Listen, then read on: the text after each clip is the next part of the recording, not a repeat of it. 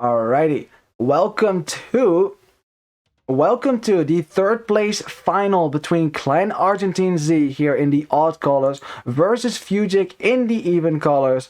I want to give a shout out to some of the team members from the who is it again?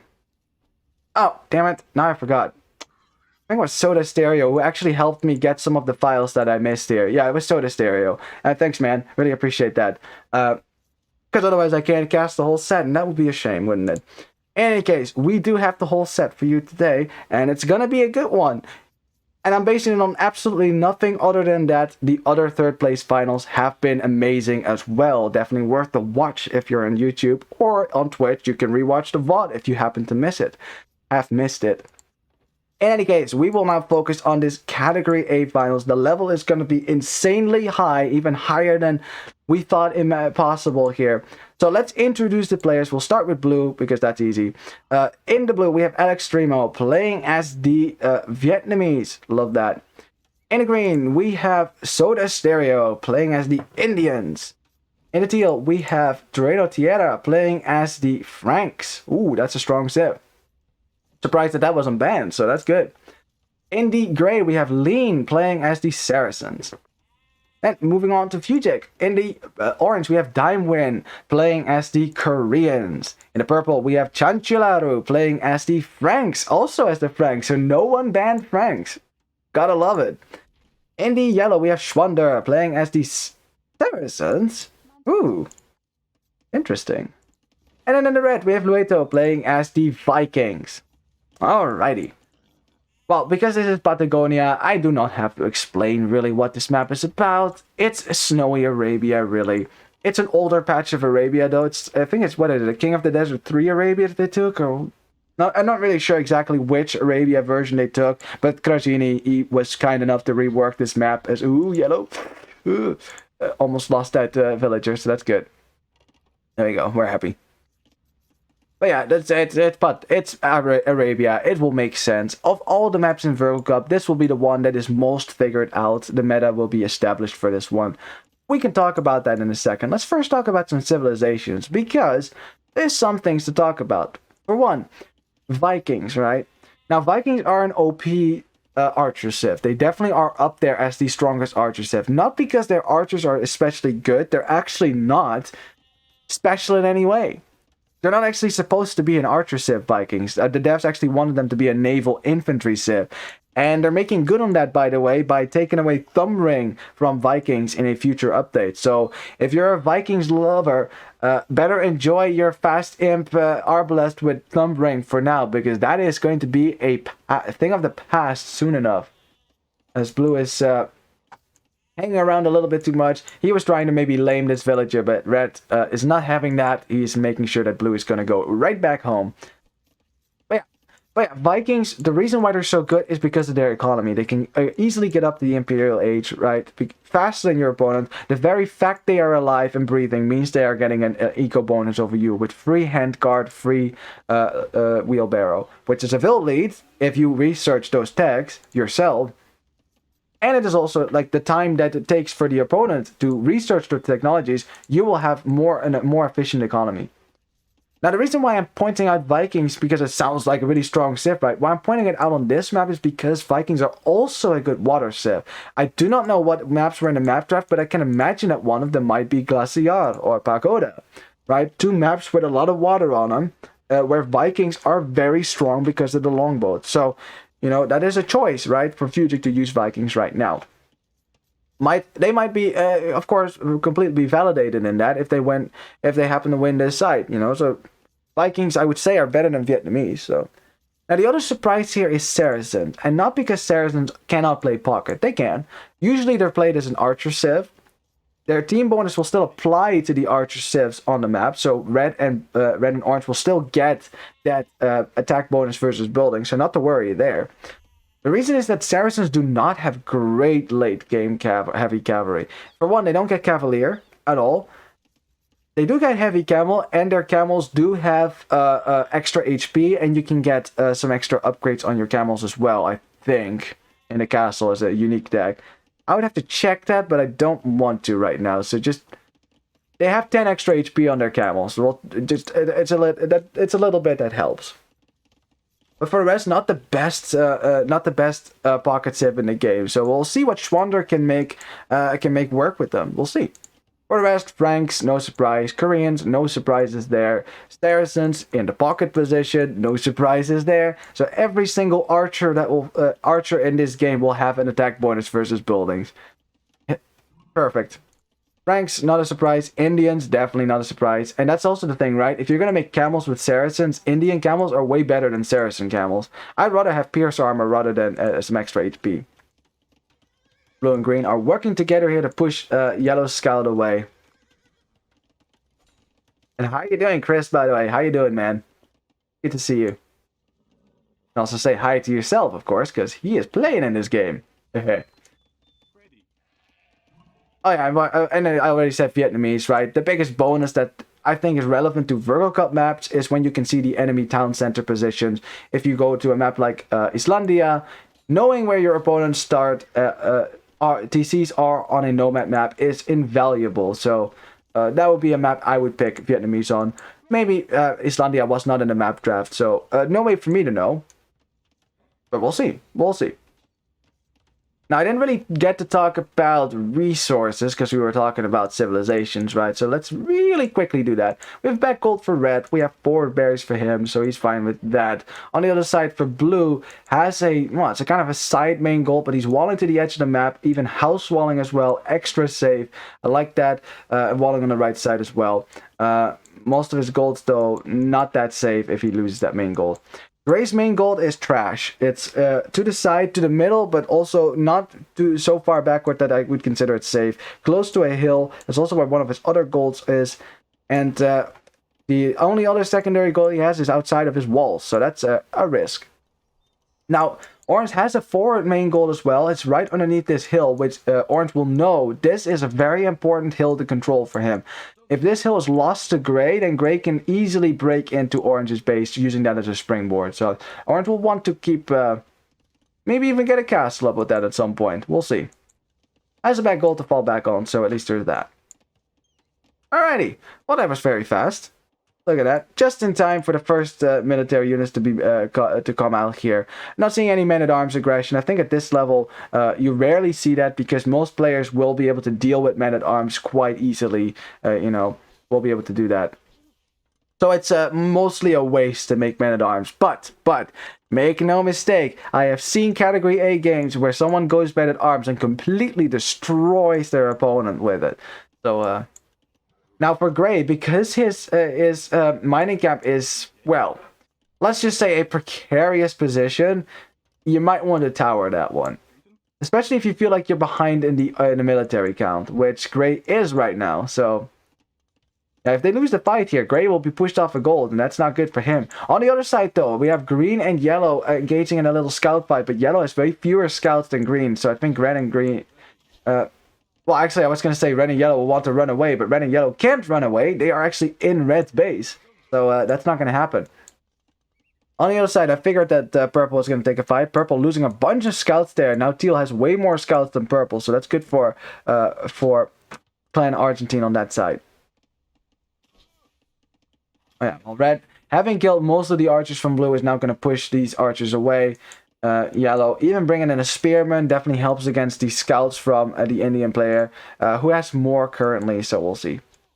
On the other side, yeah, Gray, realizing he recognizes the threat, is going to get a tower up, because at the very least, if you lose your army, you can still continue to make archers, and that's more important than saving a bit of stone so you can boom in the next stage. Because it's just the very truth of it. If you lose that position, you're not gonna get to boom in the next stage. You're not going to get to add another town center because of all the pressure. So it's better to have a tower.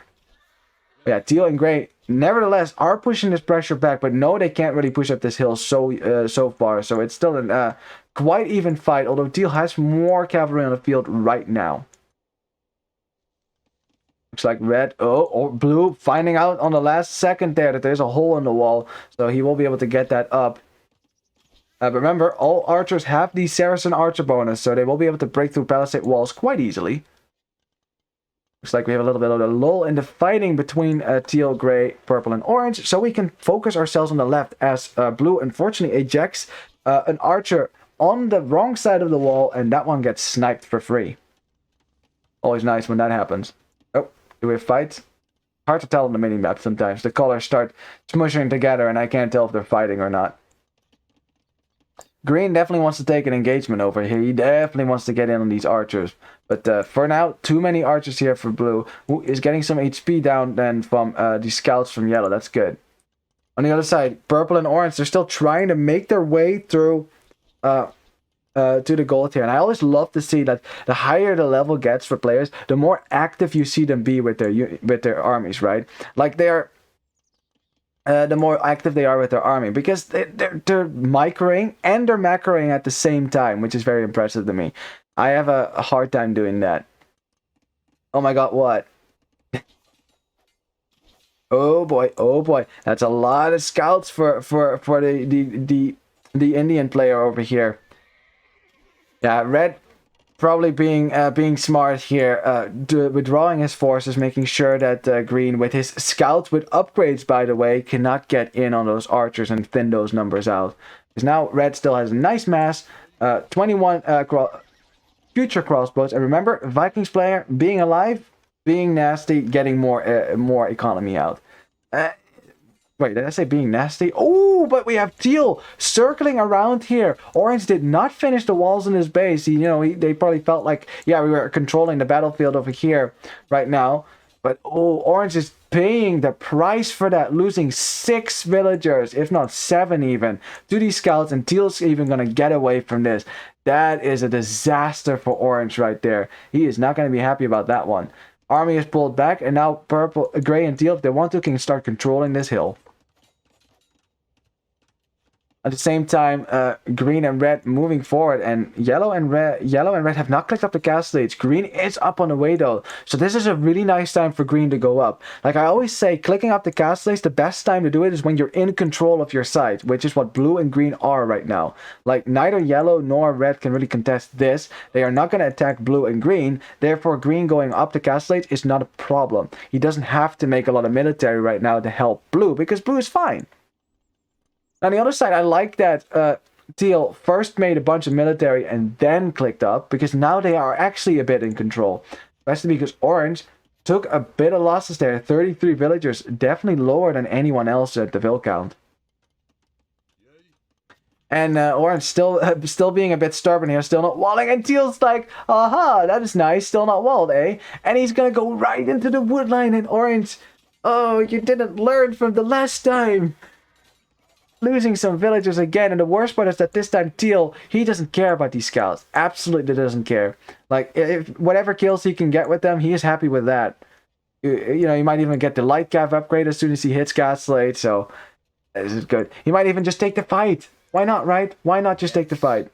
As we had a little bit of lag there. A pause, totally fine. What's going on the other side? Ooh, well, we have green in on yellow's base. Blue also making it into yellow's base. Red is forced to chase this as well. And blue is like, yeah, I don't want to stay here necessarily, so let's make a little escape route here just in case. Any player did in fact get the second armor upgrade and got light cav, so these light cav are much better at killing villagers, as blue is going to lose his archers here. He knows that. He's trying to get as many archers and villagers as he can, but that will be about the end of that. But yellow took losses here. Yellow and orange took a lot of losses in the last 5 minutes. Definitely a definitive advantage here for Clan Argentine Z. Not to say though that FUGICK has definitely already lost this game. Like, of course not. There's still a lot of possibilities here. I mean, orange is not dead. He's clicked up the castle age. He's going to get there sooner rather than later too. Actually, I would say yellow is in a worse position, because he's down to 33 villagers and he has the pocket. He is supposed to be making knights and camels, which are very expensive on the food, on the gold. As oh, such luck! Green, that lucky bee. Oh my god. Finds 4 villages here, and purple was just about to expand to a town center, and those 4 villages are finito. What are the odds, right, that you just have some light cap down here and then get that many kills with them? The odds are very slim. I'm telling you, if I were that player, that would never happen to me. I would never find those villages. But that's good. Good from Green that he checks that. Just checks that. Made possible, by the way, because Green made a hole in Yellow's wall earlier, so Green could actually escape. Yeah, and Teal and Gray now controlling this hill, which is really difficult for Orange, as you can see, especially because his archery ranges are right next to it. And it means that as long as this Saracen player is sitting on this hill, he can just start taking out your archery ranges, which will hurt your production even more. Thought it could get even worse, huh? On the other side, though, Blue losing a lot of crossbows doesn't have quite the number that Red does, but oh boy, Green joining the fight. Extra pierce armor on those camels definitely does help a little bit. Oh boy, but good micro from Red nevertheless, though. Kills a lot of camels in the meantime, as Yellow also sends in some units to distract. But Yellow's not going to be able to spam a lot of units here. That's a very expensive army he has to make now, and he does not quite have the villagers for it. So, yeah, I'd say Red and Yellow. You know, it's ironically, if Red and Purple were working together right now, they would together collectively be able to push aside. But because Yellow is weakened on the left side, Red can't push, and because Orange is weakened on the right side, Purple can't help him push. They're looking for a good fight here, but they're just gonna get pushed further and further back here. Orange also being taken off his main goal doesn't help either. Has some goals to fall back on, so it's not the end of the world, but well, I say it's not the end of the world. The end of the world is right here, but at some point you will be pushed there. Not lucky, bro. Smart. Okay, not lucky. Okay, fair enough. Smart. Alright. Still lucky that Purple just happened to send his villagers out right at that time. But it's smart that you checked for it. So it's a combination of the two, let's just say. Smart to check and lucky that you actually find something while checking. Let's just leave it at that. As Red is still controlling this hill. It's a nice hill, and Green probably a bit hesitant to attack these crossbows. They have Thumb Ring after all, very scary. The worst part is that I lost 7 stone for deleting the TC. Oh, really? And then you couldn't build another one. Ah, that sucks. Yeah, not even to mention that. That sucks. And as you can see, yeah, Red and Blue, they have similar crossbow numbers, but Yellow just does not have enough military. I mean, I'm surprised he got this many knights and camels out, but yeah, you can't really take fights here. I mean, maybe not even making camels at all, knights at all would be a play here, because you're not going to be able to upgrade those knights anyway, so. Yeah, Purple still doesn't have that second TC up. Yeah, man, that sucks. Oh, man. Saracen markets as Schwander, yeah, and that is the thing with Saracens, right? Because you have a market, you can actually do a lot of market abuse, sell your wood and things like that in order to get some military out. So that's definitely a possibility with Saracens, and if you know how to use it, then that comes in very handy.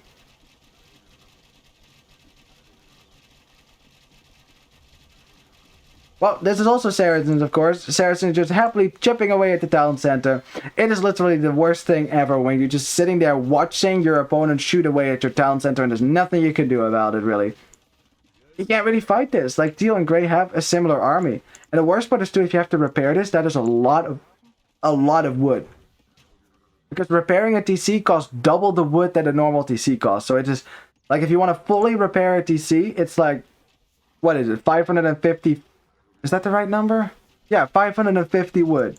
It's crazy. No stone, though. At least there's that. But yeah, that's a lot of wood to invest, and especially because the Saracen, the Saracen archers make it so easy to chip away the health from the TC. That makes it even more frustrating.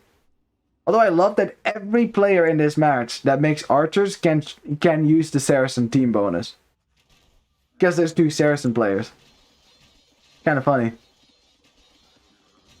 As Gray sending his villagers forward, and Gray's like, yeah, we want to go to game 2 here, so we're gonna drop a nice castle. You know, that's nice that you think you can live here, but we want to live here now. So if you could kindly leave, very kindly, that'd be great. While teal and purple actually engaging over here as well. What's going on the other side? The same thing over here. Another engagement. We have two big fights happening right now. Fights that are quite even still, but this castle will go up. Orange and purple wanted to try to deny that castle, but that is not going to work out. On the other side, the fight was quite even. But yeah, with the castle going up here, the position for orange is just absolutely horrific. Because you have a castle in your face, which is just not very nice. But, we have a Vikings player in early Imp. Remember, this is what Vikings do best. Get up to the Imperial Age as fast as they can, faster than anyone else. Has Arbalest now. If Yellow, helped maybe a bit by the market, can get some units out to support here and there. Maybe with that, he might be able to get do some damage to Red. And Red is already, he's already evacuating the wood line. He's probably already thinking like, oh boy, Lueto is broken. Yeah, he's doing. I remember every time I casted FUGICK, I remember Lueto being very dangerous with archers. Yeah, it's a mark of how good you are if I remember you by name, specifically about what, like, you know, how good you are for certain things. As well, looks like Clan Argentina is gonna clear out Orange's base soon. So if Red wants to kill Blue, he has to do it now. Has to do it now. But Blue forced to drop a castle in the middle of his town, and Red is like, yeah, that is not gonna go up, buddy. But Green and Blue still have army, which means that Red and Yellow better get a good fight over here. Okay, Yellow's gonna try to go for the crossbows here. Has +2 on these knights, so that works. Lueto, all the compliments are deserved, man. Are deserved. As oh boy, is this castle even gonna go up? I think Lueto also knows that the castle will go up. It's too many villagers working it, and I think Red will also know that that's not gonna happen. He's also trying to micro away now, still taking shots from the TC, so he's losing some Arbalest here as well. TC will still go down though. That's not gonna stay up, but the castle will stay up for now. As we have purple going for the counterattack, recognizing, okay, my knights are not gonna do anything at the front here because I'll just get killed by a combo army. Also, teal sent his knights away, so purple is like, that is very nice. I see purple is on the way to Imperial Age, blue is on the way to up the Imperial Age. From which TC? No, blue! Is that his only TC then? Oh, red, shoot it, no! Oh, that is so lucky. So lucky, oh my god. Wow, the fact that teal and green are sending in their military and to deal with red here, who is microing away like a boss, is saving blue because he actually gets to go up the Imperial Age now. Man, it's not like that one game where that one player tried to go up the Imp. It was actually a semi-final, and he got denied 3 times. The TC went 3 TCs went down, and he lost the Imperial upgrade. Well, 2 times actually, not 3 times, but still. And once that was like 89%. So that's crazy. And Lueto also saying that he can't believe that was the MTC. Yeah, that sucks, man. And you only now know that it was so. Unfortunately, Red is gonna lose his entire force here. And with that, if Red and Yellow can't push, Orange and Gray are... Orange and Purple are definitely not going to be able to push. I mean, Purple right now is doing a good job, like staying in the back of Gray and Teal's space, making sure that their armies are over here, defending against what Purple is doing. But it's only delaying, right? He's delaying the inevitable here. Yeah, it does suck hard, doesn't it? Yeah, now Red is going to have to defend himself against an ever-growing barrage of Indian camels here. And that's only going to get worse and worse. And the worst part of everything is now that these crossbows are coming forward, that's going to be Arbalest in a second. Something that wouldn't have happened if Blue had lost that TC. That was just one TC, I think, because that TC wasn't there yet. Last time I checked. Well, looks like everyone is about to click up the Imp or is an Imp, except Orange. Yeah, Orange is not in any position to go up the Imp, obviously. Yeah. He has an army here for the trade maybe with Gray's archers, but Gray has a giant mass of crossbows. Teal's knights are now returning to the right. The nice Frankish knights that are going to be Cavalier in a second. He's spamming from 6 stables right now. Yeah. If red and yellow can't push on the left side, then I think the end is near for FUGICK. Just position-wise, the fact that Gray is definitely going to beat orange, as purple is taking a fight here against teal. Teal doesn't have upgrades just yet. It's not an Imperial Age yet, but yeah. Now Gray is going to join the fray and is going to snipe the Cavaliers, and with that, purple doesn't have an army anymore, really. I don't see this lasting that long anymore at this point. The position is just not good enough on either side, right? Like, orange is kind of dead. Purple will die to this at some point. And it's all down to yellow and red. Now, let's have faith, right? Let's have faith. If yellow and red can still do it, I mean, red is still spamming Arblast. Oh, God, a fight. We missed a fight over here. Lots of Arblasts going down on both sides here. Now, red has to micro away from the hill in order to stay away from the camels. And oh, boy, even more camels coming their way. And red will see that and basically be like, oh, won't it ever stop? No, it will never stop. This will never get better. And it all comes back to the fact also that, you know, that yellow was just never able to add that much economy, right? Like, he was always behind a little bit, wasn't able to get a whole big army up. And I mean, I'm still impressed by how much military he has been able to get on the field, and the fact he's an imp right now, right? That's impressive. Just you know, considering, like, he had 33 villagers early cast lays, that's not a good sign to be in. But in the end, red losing his army once more. Now blue and green are just going to start pushing forward. Purple is gonna die to this quite quickly as soon as the Cavalier upgrade comes in. And yeah, Swander says market. Yeah, I guess lucky you that you were Saracens as the pocket, because otherwise that would have been difficult. You know, I don't play Saracens enough to know how OP the market is, but it must be super OP actually if you know how to use it. Why so many pro players love Saracens as a civilization. I play in Wong mode 5 minutes. Yeah, that's hilarious. Ah, poor red. Poor red. Yeah, they called it GG. They realized this game is not gonna go well for them. And what a good game it was, though. What a good game. But yeah, Clan Argentine just on 2 fronts getting some small giant advantages, right? Some small giant advantages. First in orange losing a part. Yeah, orange. As we have a GG, by the way. Let me update the scoreboard first before I start talking about the game and stuff like that. Let's see. Update the right scoreboard. Here we go. 1-0. Perfect. Alright. So, again, you can already tell, right, that we again have a 3rd place finals with 2 teams that are so close, evenly matched here. Like, this is not going to be an easy victory for either side. You're going to have to fight for it. So what happened here... I mean, red didn't take a lot of damage in early feudal, but the person who took damage here was yellow.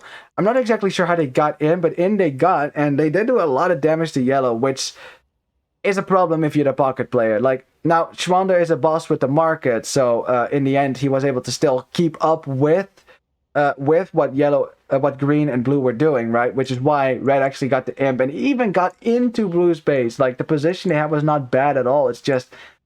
yellow never really could get that much military out because the economy backing it was market economy, which has a limit, right? Has a limit. So there's that. On the other side, I think it comes down to orange not walling his base. Because at some point, you know, when the skirmishes were, you know, Teal was kind of getting bored of the skirmishes. Gray was fine, had a tower on the gold, so he couldn't get pushed off completely. Teal and Gray were just, I mean, orange and purple were just kind of camping this hill. And Teal was like, okay, you're going to camp that hill? Alrighty. He went right around, hit the gold in the back, killed so many villagers, and then he came back, hit the wood line over here. And those two things combined weakened both the flanks for FUGICK. And that explains why they were being pushed on both flanks. You know, they just were at a disadvantage on both sides, and that's really difficult to come back from. Really difficult. And of course, the fact that the TC got denied for purple here, that was definitely the deciding blow. And how are you doing, Keeper? Welcome. And also welcome to chat, because Twitch says it's the first time chat. I really love that feature. I can say proper hello to people who are new. But yeah, oh yeah, like I said, Chanchillaro losing that TC, that was definitely, at that point, there was no hope anymore for FUGICK. It was down 9 stone, you know, couldn't add another TC. That's just GG at that point, right? Yeah. I'm just joking, of course, obviously, but that was very unlucky. Let's have a look at the statistics here. I'm sure we're all clamoring for that one. Here we go. Great KD there for... Great KD there in for Red there, 225 kills. Did lose a lot of Arblast though. That is also mostly due to the fact that he didn't have the cavalry support at all times next to him. And yeah, that's the thing with crossbows, right? Once they start dying, they die fast. That's normally when you want to have a massive meat in the middle, which is... We are Clan Arc, not Argentine. Hi everyone. A nice match. Yeah, it was a nice match, wasn't it? And on the other side, yeah, Teal and Gray. They were just a classic team push. I mean, I would call it classic because that's just what happens basically every game. Someone gets a push like that. An early advantage with Imp, start pushing, and it's just... When you're in purple and orange's position, you know we're not going to get the push. We have to hold as long as we can. But the key with that is always... What are we holding for? Well, we were holding for Red to be a boss with the crossbows and with the Arbalest, but you know, unfortunately for Red, Blue got up the Arbalest as well, and Blue is also a boss with crossbows. So you know, and I love that everyone had the Saracen team bonus. That's just fantastic. Lots of food there for Teal, spamming a lot of knights there. Have some resources being sent around. Very good. 3 castles for the Frank player as well. We didn't even have time to look at that as well, so GG there. 146 villagers, really nice boom. So poor Orange with 40 vills. Yeah, that Orange was the butt of the joke in this game. He was definitely the living punching bag, right, as I like to call it. I should have an emote for that sometime. Alrighty. Are you ready for the second game? Because, of course, FUGICK is not going to take that without, he's not going to just sit around doing nothing. They're going to want to punch right back on their home map, which will be Kanagawa. Alrighty. That is the first home map for FUGICK, of course, which they get to pick because they lost the match. So, let's see what they can do on their home map. Let's go. Alrighty. Let me get set. There we go. Welcome to the second game between FUGICK and Clan Argentine. It is 1-0 for Clan Argentine, which means we go to the home map for FUGICK, which is Kanagawa. We'll talk about that in a second, but first, let's introduce the players of the team whose home map this is. In the red, we have Lueto playing as the Chinese. Very nice. In the yellow, we have Schwander playing as the Cumans, another cavalry spam civ.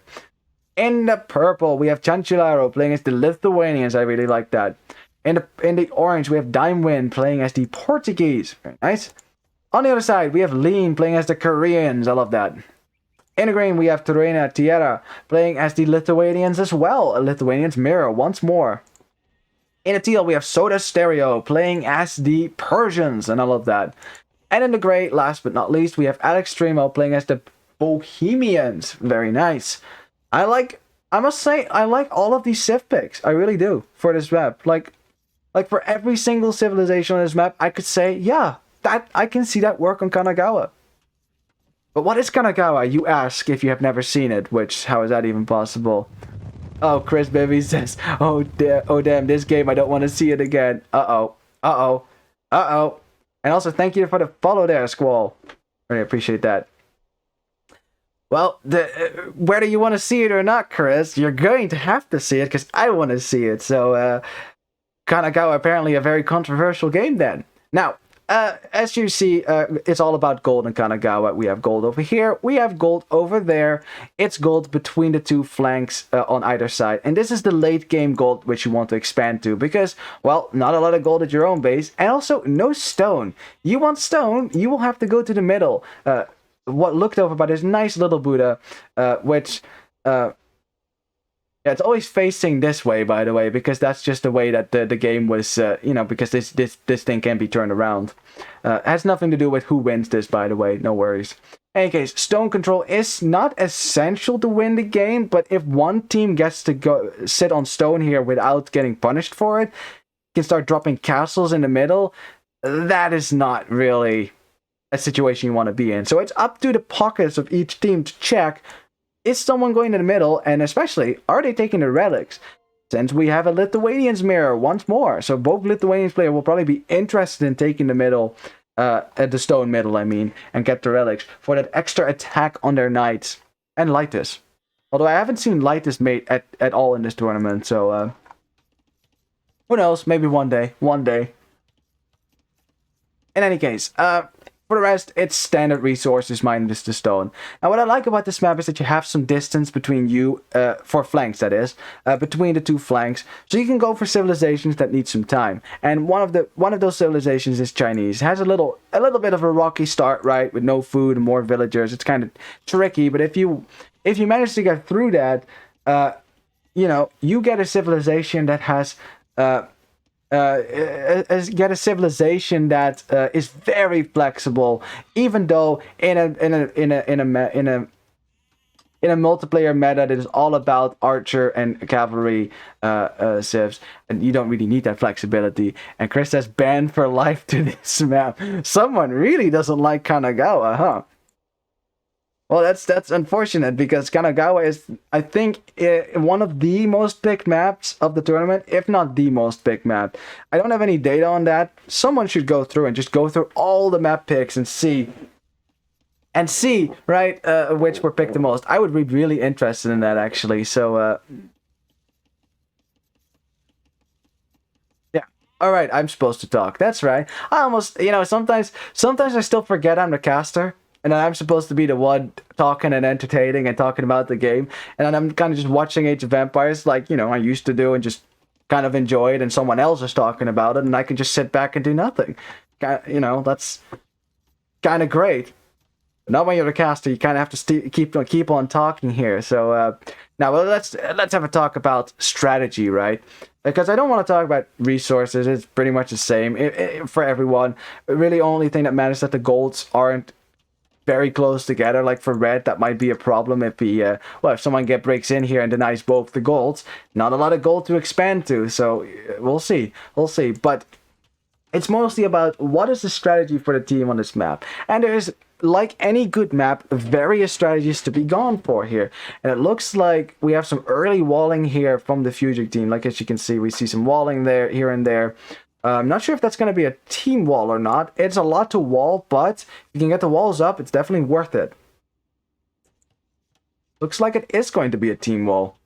Yeah, I should think so. If they can get that up, that'd be really nice. And a similar thing over here happening for FUGICK. Wait, did I say this is FUGICK? This is Clan Argentine. My bad. Clan Argentine is walling, and FUGICK is walling on this side as well. And now Schwander Yellow is calling them wallers, even though everyone's walling. Except Yellow, though, actually. Yellow's not walling at all. So I guess if anyone gets to call their opponent wallers, it would be the person who is not walling whatsoever. So at least be consistent, right? If you're gonna call someone else Waller Boy, then you can't be a Waller Boy yourself, of course. Hilarious, though. All right, now I should expect that. I don't think that people are gonna try to go fast castle here, but it wouldn't be the first time that someone tries to go for that.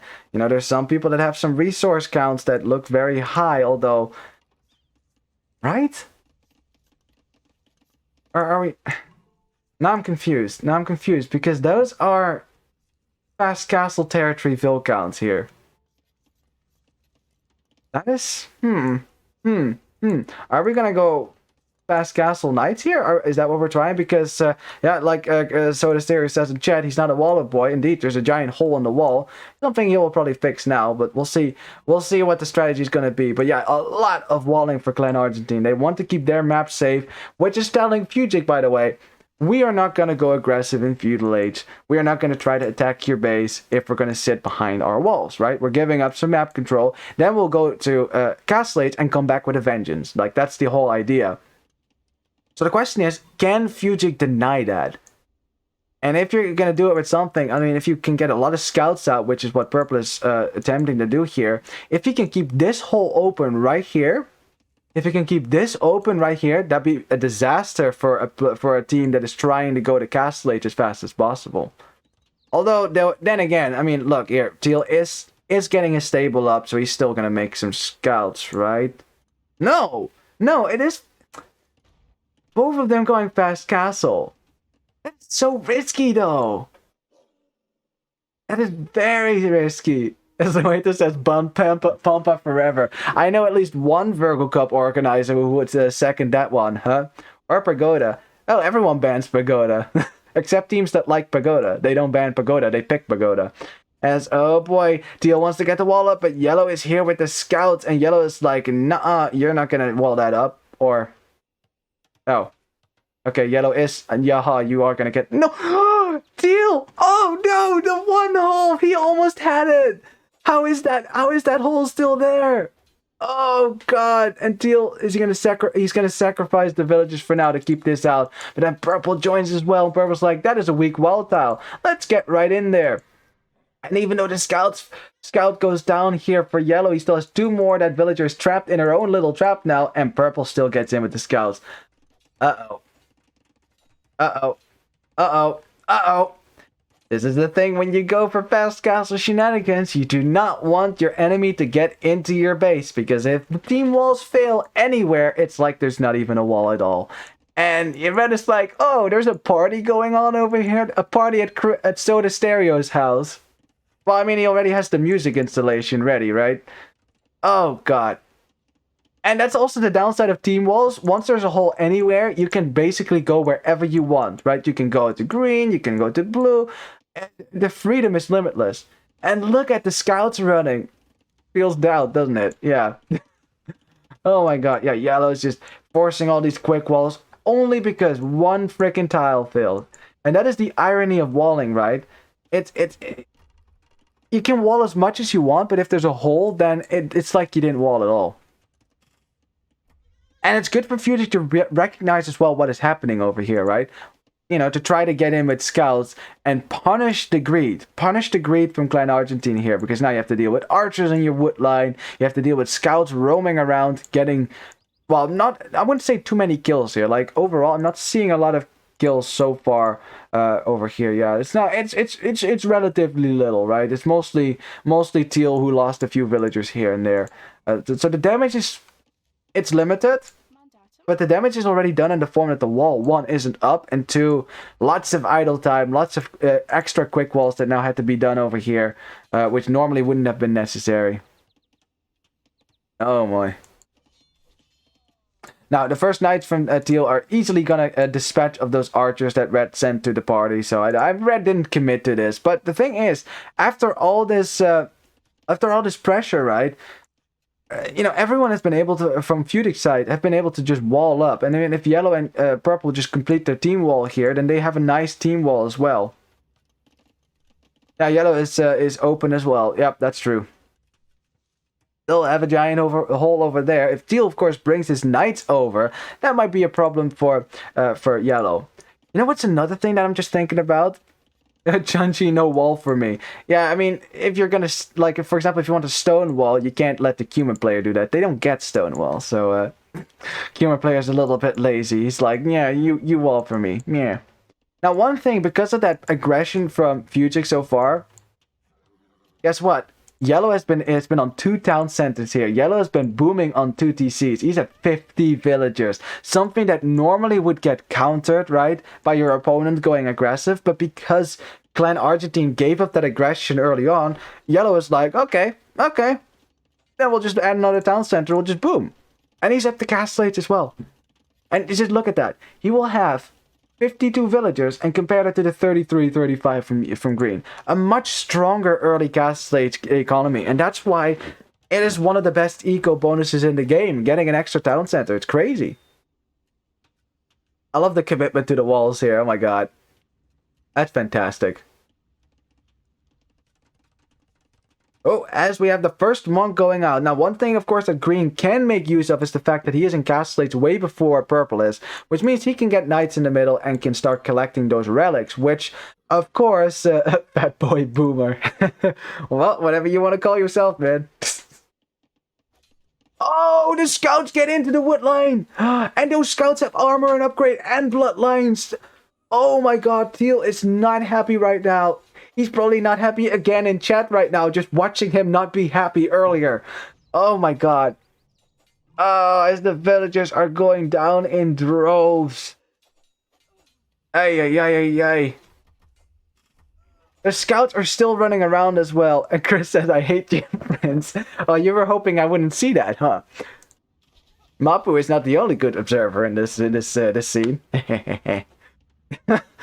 It's mostly luck. Like I've already resigned myself to the fact that since there's 8 players doing 8 different things, I cannot help but lose and miss a few things here and there. Yeah, Purple is of course happy to just harass the gold. He knows those scouts are gonna go down, but if you can get a few more villager kills, oh, you can even lame some farms here as well. Because that's the thing, farms are the only foundations you can see before they are built, right? So you can snipe them. Take away 60 wood from your opponent. My god, everyone is just walling like crazy today. Just look at this. Everyone has gone for big walls. I mean, I understand that the Chinese player goes for giant walls. That's, you know, kind of their thing. But, you know, they even have a literal unique tech called Great Wall just for that. But everyone's walling here. Now, the question, of course, is who is going to go out to the middle first? Who's going to go out to the gold? Who's going to take that risk, right? Because whoever goes out to the middle first gets, of course, some extra gold, but you're also likely to be pushed off of there again. You do provide a target for your opponent, so it's not always as good to be first to the middle. But if you wait too long, then it's not good as well. As Teal has brought in a bunch of relics, 1 to be exact, and yeah, that's of course the downside of carrying them all the way from the middle to the back. So I'm actually sure if Purple is interested in getting relics so far. This cat, okay, he is interested in it. Has already gotten his monastery, already has his monks out, so he wants relics, alright. He wants relics. Yeah, but remember, human player, 68 villagers, way more than anyone else, and he is in castle stage as well, so he's going to be able to spam a lot more knights here than Teal and Grey, and especially since Teal did take some losses there, is down to 34 villagers, yeah. So it's the exact polar opposite here. We have a castle stage Civ with a lot of spam potential now because of the economy, and a castle stage player who's, yeah, has literally half the vills. Exactly half. Wow. Ooh, what's going on the other side? We have purple and orange breaking into blue's base here.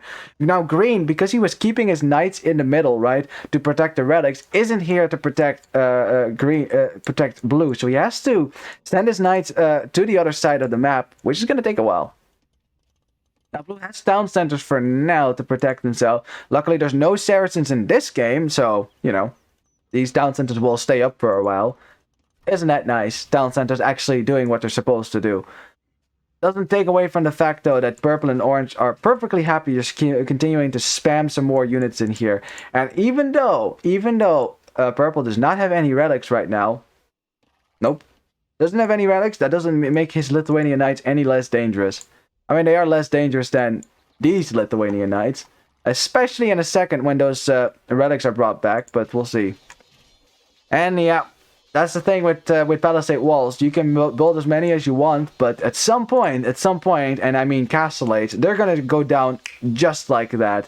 And red and yellow already forcing their way into Grey's base, and Grey, despite those admittedly greedy walls, actually, look how big those walls are, is going to have to withdraw into his natural base here.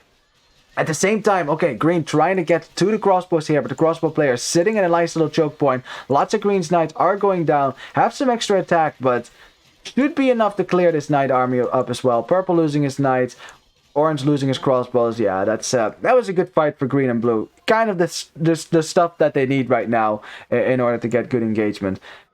10 plus 4, that's 4 relics already, and still no relics for purple, though he might be thinking about it, or... Okay, yeah, he just sent in his monks. What's going on the other side? Well, teal and gray are trying to defend over here against the onslaught that is red and yellow. And of course, yellow...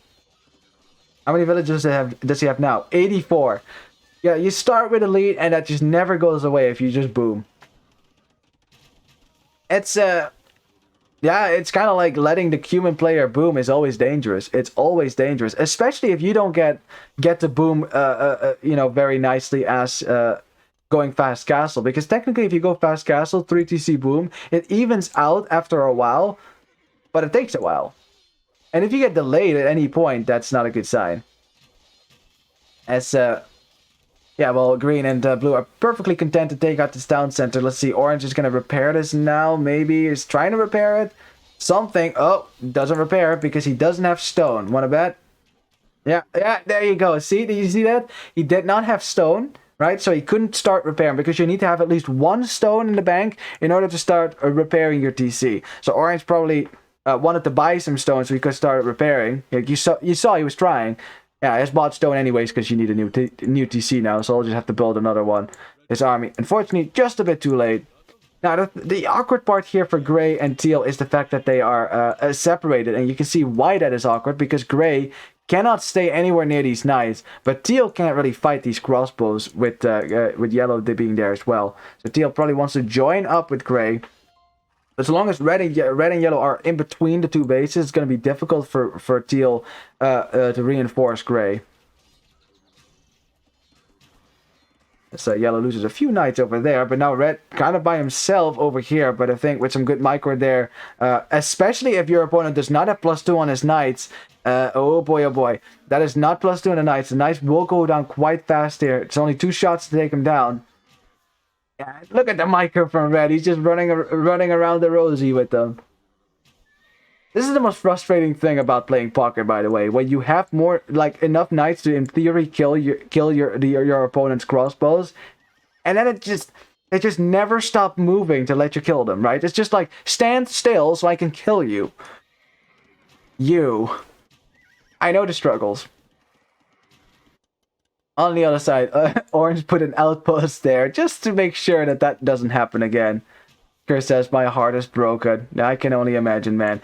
And this is, of course, not the best sign in the world as well, because now the Lithuanian player, with admittedly very strong knights, very scary knights, yellow probably taking his fight thinking, oh, I have the same amount of knights. Yeah, you really don't. If it's 10 plus 6 knight, no one has the same amount of knights. So yeah, yellow will have to run away from this, and red will lose his crossbows now. But in all this time, green's army is here. It's not pushing orange or purple, which allows orange and purple to get their army counts up, and look at that. Look at that. Now, purple probably now only now realizing how few relics are left, but has 1. Ooh, actually gets away with 2 HP. I don't know what happened there, but Monk gets away. That's good. Now, yeah, green and teal and gray may be looking to work together here to push back red. Red, who just made it to Imperial Age, right? So if he can get Arbalest out, we know that red can be very dangerous with that one. Also, not something that green will want to stick around for. In the meantime, we have the other Lithuanian player trying to get at least 2 relics. That way, at least you get Blast Furnace, right, in Imperial Age. It's kind of essential. Yes, green, of course, also not sticking around because, well, this is the danger of going to the other side as the pocket. This is why 3v3s are so difficult, because which side do you go? You don't want to go to the left or the right, split up your armies. But if you go to the left, the right might die. If you go to the right, the left dies. And Squall saying, red, stay still, for the love of your mother, stop moving. If only. But red is like, nah, I have Arbalest, I'm never gonna stop. And just what a boomer boy, man. 124 villagers. Yeah, the Chinese, man, they boom. This is crazy. Yeah, if the first game was you know, FUGICK on the back foot on all ends, this time around it's Clan Argentine on the back foot on all ends. Now this might be a good fight for blue and green though, because purple has lost a lot of knights fighting against the crossbows here for blue, and I think these Lithuanian crossbows will easily kill all these did I say Lithuanian crossbows? I meant knights. Will easily kill Orange's crossbows here. Well, I said easily, but they don't stop moving. No, they're still moving away, and that's like the biggest nerf to cavalry units since like the HD version. Like cavalry just moves so clunky nowadays that the pathfinding, like if you can look, like the knights bumping into each other, struggling to keep up with this army and do damage. I know it's supposed to be like that, but this army really should have died there. It really should have died. It won't, because it just runs away. Well, there come the capped ram, something that I'm pretty sure Gray is not very happy to see. As he is going up the imp, is getting his elite skirmisher upgrade because he is already behind in the crossbow numbers. But elite skirmisher is not going to save you from cavalier, that's for sure. Now, I like that everyone has actually made it, or at least most players are going up to the Imperial Ace here as well. Green and blue not having not clicked up just yet. I think blue's thinking about it right now. He's idling his DCs for now, so I think he wants to go to imp here, but yeah, Siege Ram is already in over here. I mean, red this time has way more cavalry in the support. This is probably what yellow wanted to do in the first game. Didn't get to, but this game, he did get to. And see the difference. Now there is nothing that can stop the Arbalests from red this time around. With some siege this time, so Gray is fast dying to this, and Teal's not going to have a fun time defending this. Despite being up to Imperial, you know. On the left side, blue and green still, you know, pushing their way to the gold because they were running out of gold themselves, trying to get a position, which is so critical, by the way. If they cannot get a position on the gold right now, then it's just GG. Because they're not going to go get to take gold from the right side. They're not going to take gold from the left side either if they can't secure a victory here. It's all about army count here. Remember still that these Lithuanian knights for purple are not as strong as these Lithuanian knights for green. And that's a mouthful to say. 10+6 knight are still very scary, but purple is an Imperial 8. Purple can get the last armor upgrade, which will immediately nerf the Lithuanian knights a little bit. At the same time as well, lots of knights for green going down. The crossbows for blue also going down a little bit, struggling to fight against these knights, which will have. Well, actually, they didn't have the +4 just yet, but we'll have them now in the future.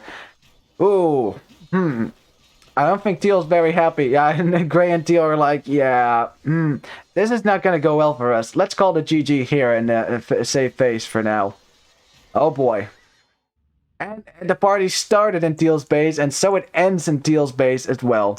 You gotta be careful who you invite to your base, after all. Oh my god. And yellow almost made it to Paladin as well. Almost. Unfortunately, they resigned a bit too early for that one. But even without Paladin, this was already GG. Really well played by FUGICK. Yeah, I mean, Clan Argentine took a risk, right? Their risk was we wall and we go to Castellate, and then we go, you know, we use that to push to the middle and take control of the central resources, right? That was the idea. But then there was one tile of unfinished wall that spoiled the whole thing. Oh my god. And I can see why Teal was quite frustrated with this particular map as well. That is the risk. That is the big risk, of course, of going, you know, greedy. That's what we call it, right? If you cannot keep your opponents out, then going greedy will work against you because, well, you won't have military in the field to defend yourself. You will take damage, and then you will just fall behind your opponent, who, in the meantime, will just catch up with you. And as a result, they will have military. You won't. So that's always why economy plays are always very difficult. Walls, no balls. No walls. Well, if there's no walls, you definitely need the balls. That's for sure. But yeah. From that moment on, I still think that Clan Argentine, still had some chances here. Like, think about it. Like, green getting 4 relics here at least, 10+6 knights would have been very scary. It's just, I don't know. Then red just started pushing in to the right side here. Yellow had way more economy than teal, so they could consistently win fights. Make sure that gray could never catch up with red. And yeah, red has shown that if you let him do his thing, red will completely wipe your base. So yeah, that's what kind of was going to happen in the first game had yellow not been nerfed. But this time around, nothing to stop him this time. And teal was on the back foot. So and then even the left side push here couldn't help them anymore. So let's look at the statistics, shall we? Because KD should be pretty good over here. Let's look. Okay, teal, don't look at the KD. Don't look. Here, I'll hide it for you. No, that's yeah. I'm like I said, was on the back foot, couldn't take good fights, and it's not much. That's the thing with Age of Empires. It is very snowbally. If you're behind by a few units, you don't just lose a few units more. You lose way more units than your opponent. That's how snowballing works, especially. So that makes sense that the fights on the right side were not very good for Clan Argentine. That makes sense, right? Better on the other side. Look at the Lithuanian Knights though. 145 kills versus 83. The deaths. That's having 4 relics for you, man.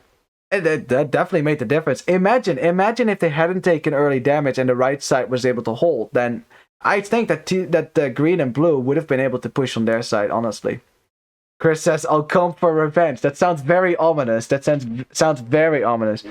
Not talking to me now, are you? Oh my god. Yeah, great economy there for yellow, of course. As well for red, by the way. Less food because he's the flank player. But yeah, you can always tell which pocket was the biggest boomer boy. And yeah, of course, the side effect of giving up map control was also that yellow got the boom unpunished. And with humans, that's really really dangerous. So yeah, nice Vilcons there all around.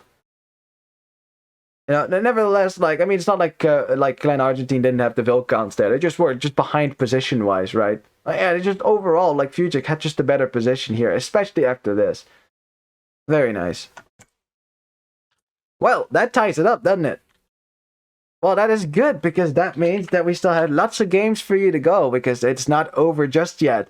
Let's go to the third game then, which will be... That will be Pagoda, and I'm pretty sure someone said nerf or ban Pagoda, so evidently that didn't happen in the map ban, so here we are, on Pagoda. That's gonna be fun then, huh? Third game coming up, let's go! Home map for Clan Argentine. Z.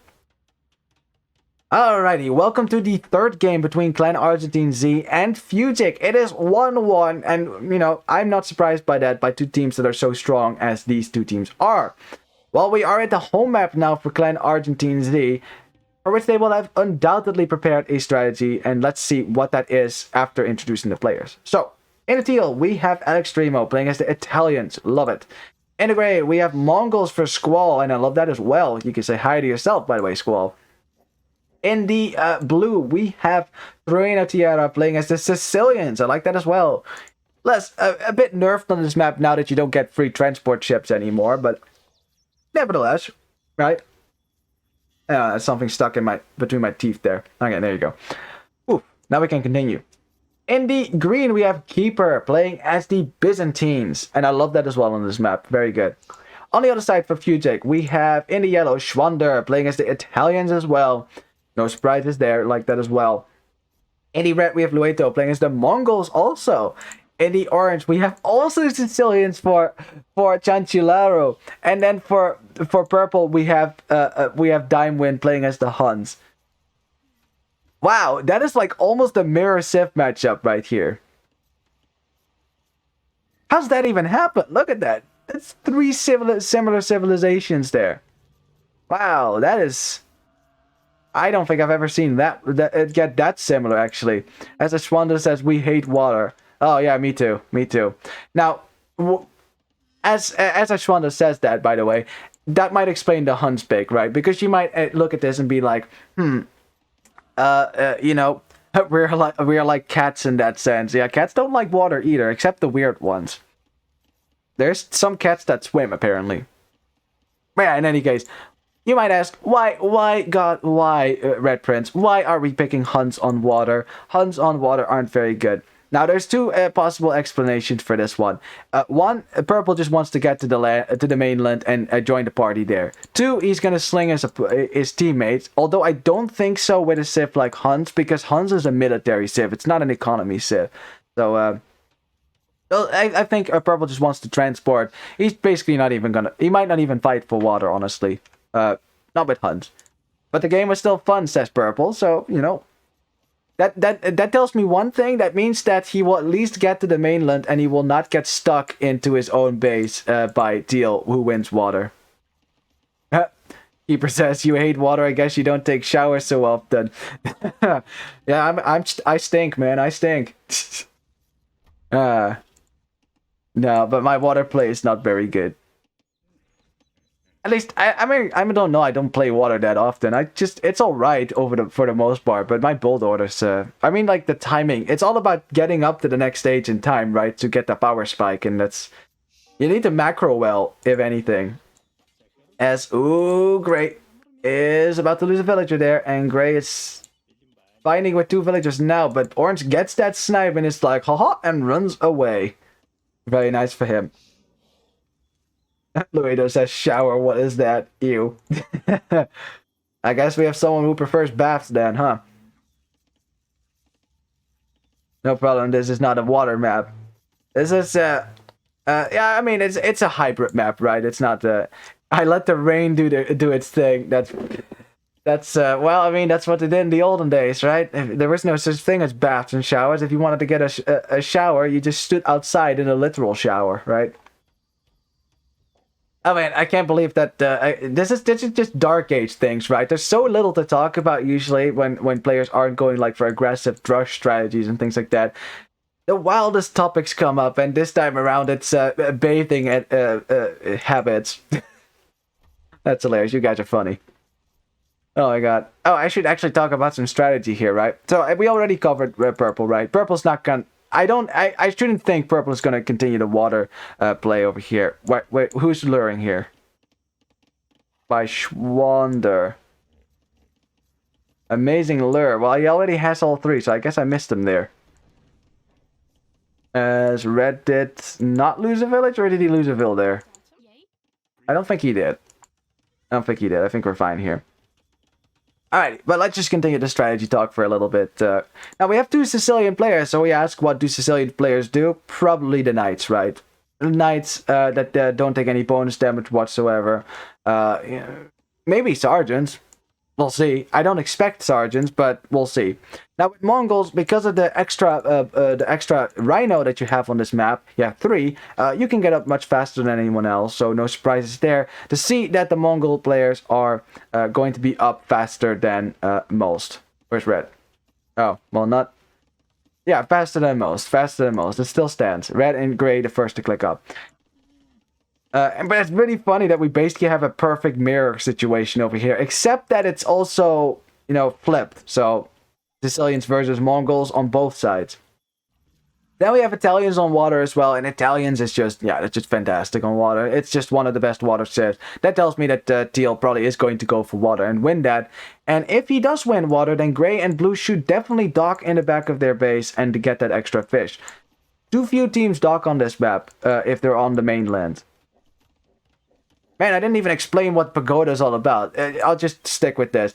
There's a pagoda on this map. That's why it's called pagoda. Now you got it. Obviously, everyone has already seen that the team members start on half of them on the mainland, the other half in the pocket. But yeah, I think I've explained many times what the implication of that one is.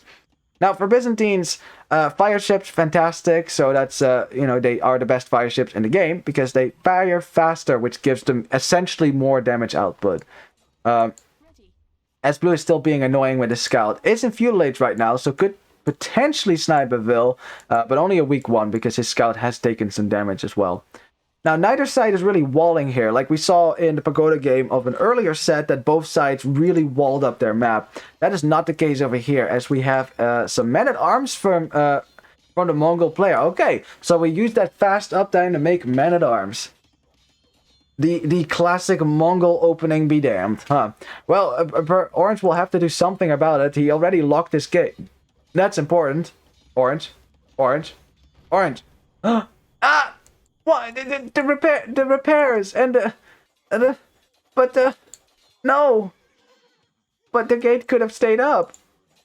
And Gray is also just going to drop a tower right there, which Gray also quick walls his villager in, so the tower will go up, but how long will it stay up? As, yeah, Orange fights with his villagers, loses one, but for the rest it's going to be okay here. Yeah, Orange is just saying, oh, don't worry, Red Prince, you know, I got this, and he did get this, so, or he did got this, as I like to say that ungrammatically, and uh-oh, you're not welcome here. You are not welcome here. Oh my god, no, Yellow. He didn't get Loom on his villagers either, because why would you? You're on a lonely island. There's no opponent there. And Blue just happened to be the welcome committee for Yellow there. Oh, what are the odds of that one? And luckily for Yellow, he didn't lose all his villagers there. Still has to be careful though. Oh my god. Yeah, but like I said, there you go. Purple is already there. Like you see, he's not making any military on water. He's just going to go straight to land, straight to Castle Age, add a TC, and start joining the land party. You know, I wouldn't expect anything else from the Hun player. Now, on a map like this, right? Winning water is important. It's not essential. Because the actual fight should take place in the middle, right? In the end, as we have some scouts. Ooh, sniping some villagers there from Gray. Very nice for Orange as well. Having his revenge on Gray then, who's defending with Spearmen. Against Sicilian scouts, yep. Yeah, in the end, the fight has to be on the mainland, right? Because that's where most of most of the economy from your opponents will be. As Orange continues to get more villager picks here. Very nice for him.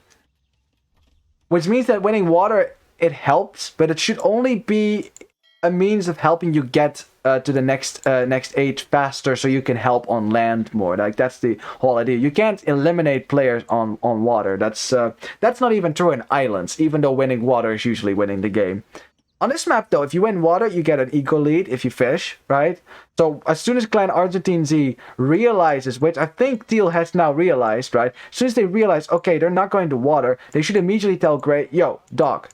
Just dock. Dock right here, get your fish out. Because that is economy that FUGICK will not be able to raid. If they're going to give up water, you should immediately take that in stride. And actually, yeah, wow, okay, even Yellow is not really fighting for water as well. So, yeah, Green is going to find that. Shwanda says this is a nomad map. Yeah, it's migration, isn't it? Yeah. Well, I mean, you know, there's multiple ways to play it. I mean, when I don't want to play water, this is exactly how I would play it too. Just like, screw this map. I'm not going to play it the way it's supposed to be played. I don't care. Now, that is fine, but you do give your opponents a potential eco lead. If, of course, they do take that the potential economy that you can gain from getting fish out. So we'll see if Blue and Gray do in fact make that decision as soon as Green and Teal tell them that, yo, there's like no one on water. So, you know, fish. Play Sling. And that is another thing as well. So with the Italian player, you might wonder, why aren't they going to Castle Age? I mean, why Purple is not going to Castle Age, you know, If I were Huns, I would still go to Castle Age here. But with Italians, you know, if you're not going to go water, playing Sling here is not the worst strategy here. I've actually seen a few teams do that as well, where one player just sits in the pocket, takes all the resources he can, and just slings it to the mainland, so that they have a stronger attack on land. That is. I would prefer to do that with Italians than with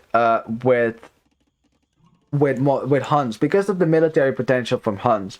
And yeah, Hun player is actually playing Nomad. He's actually playing Nomad here. Deleted his TC and puts it right there. And now he's getting Loom as well, because he didn't have Loom before.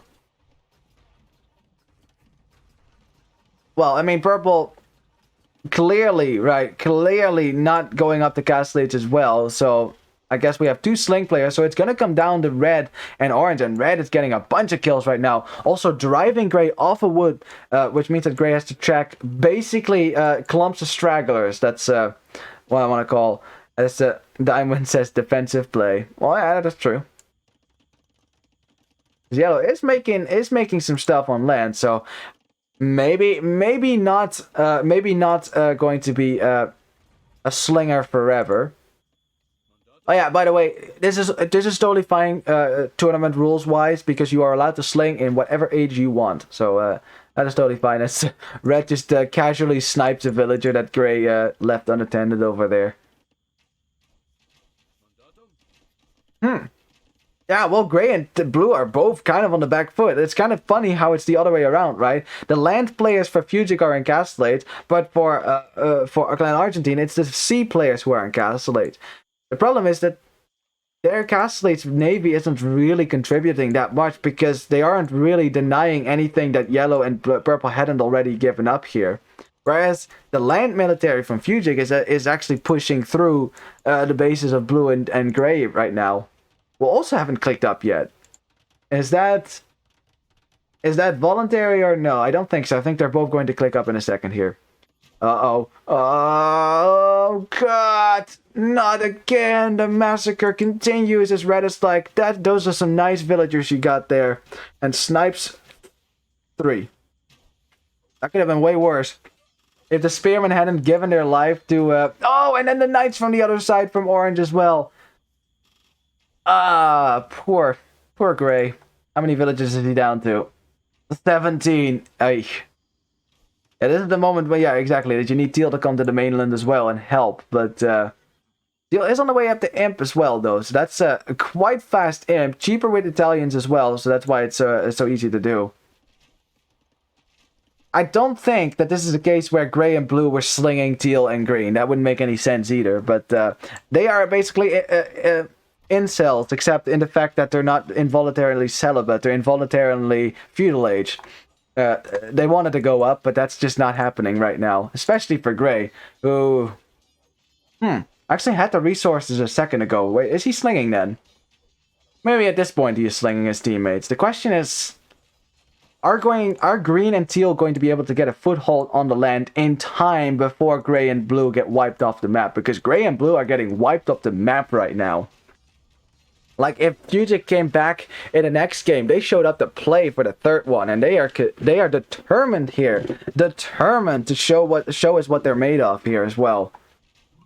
And despite Green and Teal having a clear economy lead, they have fish, they have a safe home base in which they can take resources, they have water control, but they don't have that much of a presence on mainland. And also a Byzantine player going for some knights here as well. That's all right. You don't get bloodlines on your knights, though. That's kind of troubling. As Blue is already going to give up his town center because, yeah, 2 ramps, not much to do here. He is in Castellate, so at least there is that. Well, Gray is not going to click up the Castellate anytime soon. I don't think he's even trying anymore. It's just this is what I'm saying, right? Winning water is important, but if it's your only goal on this map, you're going to get, well, this. Like, I think maybe Clan Argentine, what they should have recognized here is if the moment that you see, okay, they're not going to water at all, that should immediately make the alarm bells ring. That should tell you, well, that probably means they're going to sling their land party, which means that we're going to get a lot of land aggression here. In which case, you better make sure you get to the mainland as well as fast as you can, because if you do not do that, well, then this happens. Now, Green finally here with a nice mass of knights, has +2 on those knights as well, so Red has to micro away like he has been doing, and we all know that Red is never going to stop moving, ever. And he's like, ooh, is that a choke point? Is that a choke point? Let's sit in this choke point, and now let's sit in this choke point. I think in the end, right, surely these crossbows should go down, right, as Blue is still deleting houses here and there to make sure that these crossbows do in fact go down. I think they will go down at the end, but look how many knights have gone down in order to affect that. This game's crazy. Like, I mean, I've seen the one sling play, right? The one player slinging play. I've never seen 2 players sling the other half of the team, and then that also being successful. Because think about it, right? When you sling, you basically turn your entire population into economy population, and then your teammates, right? They still have only limited population to work with. So you basically sacrifice about 200 population of potential military by slinging. But if you can't get an early lead, right? with FUGICK, which they have, right? But if they can't close it out, the economies for Clan Argentine might at some point start to kick in here. Like, for example, Arbalest now from Teal. And especially if Blue finds a way to reboom a little bit and get back into the game. And even if Gray finds a way to reboom, which unlikely. I mean, look at poor Gray. I mean, at this point, it's just a vendetta. Red is just hunting down Gray mercilessly here.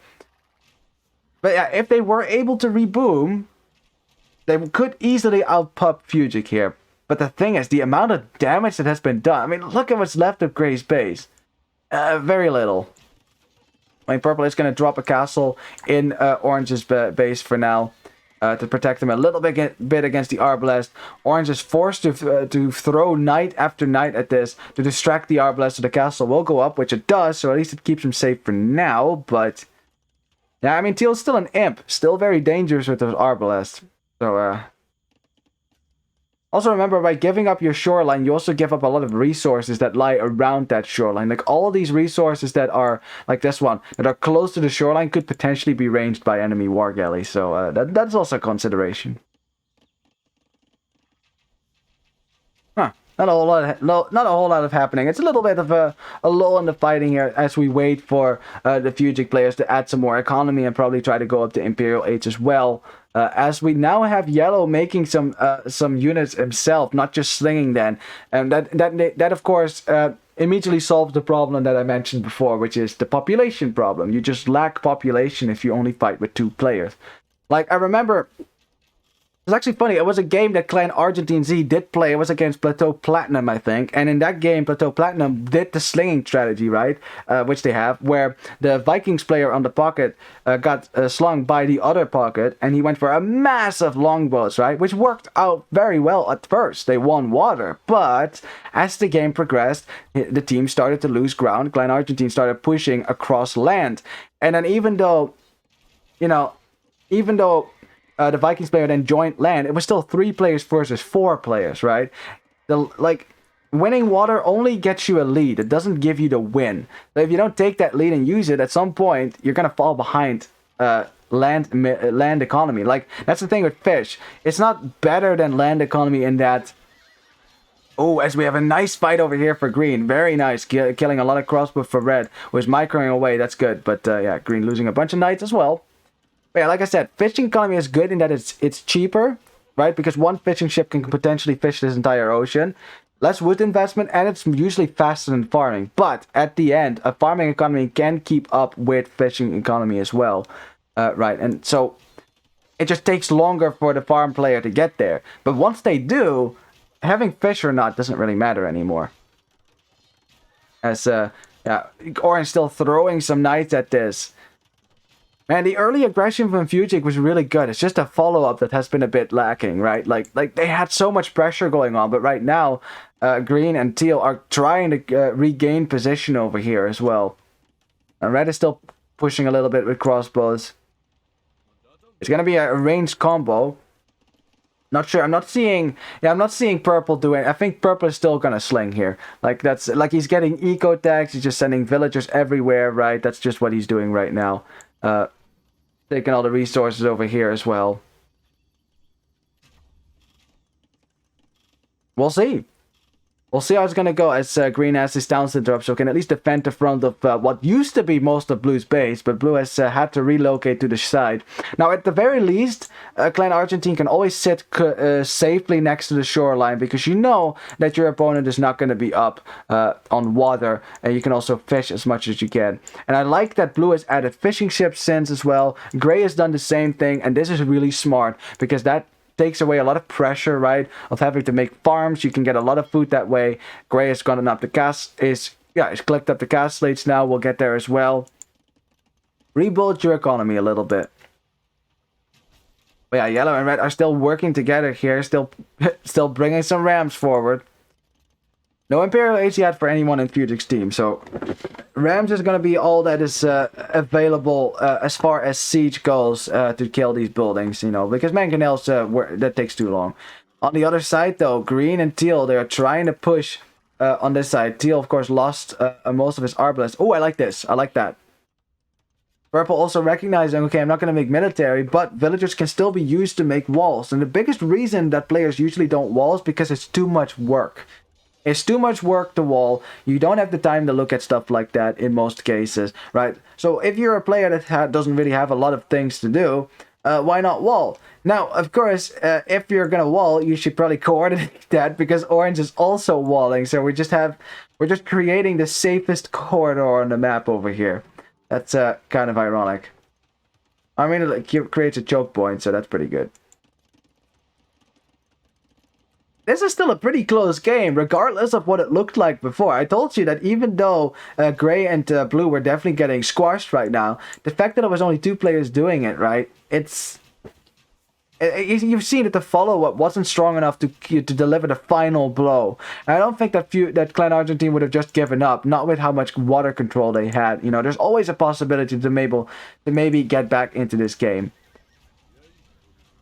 Now, of course, having Genoese crossbowmen out is a problem, because these are pretty good against cavalry. But Teal is here with some arbalest of his own to snipe these Genoese crossbowmen, and a lot of them are going down, thinning out those numbers.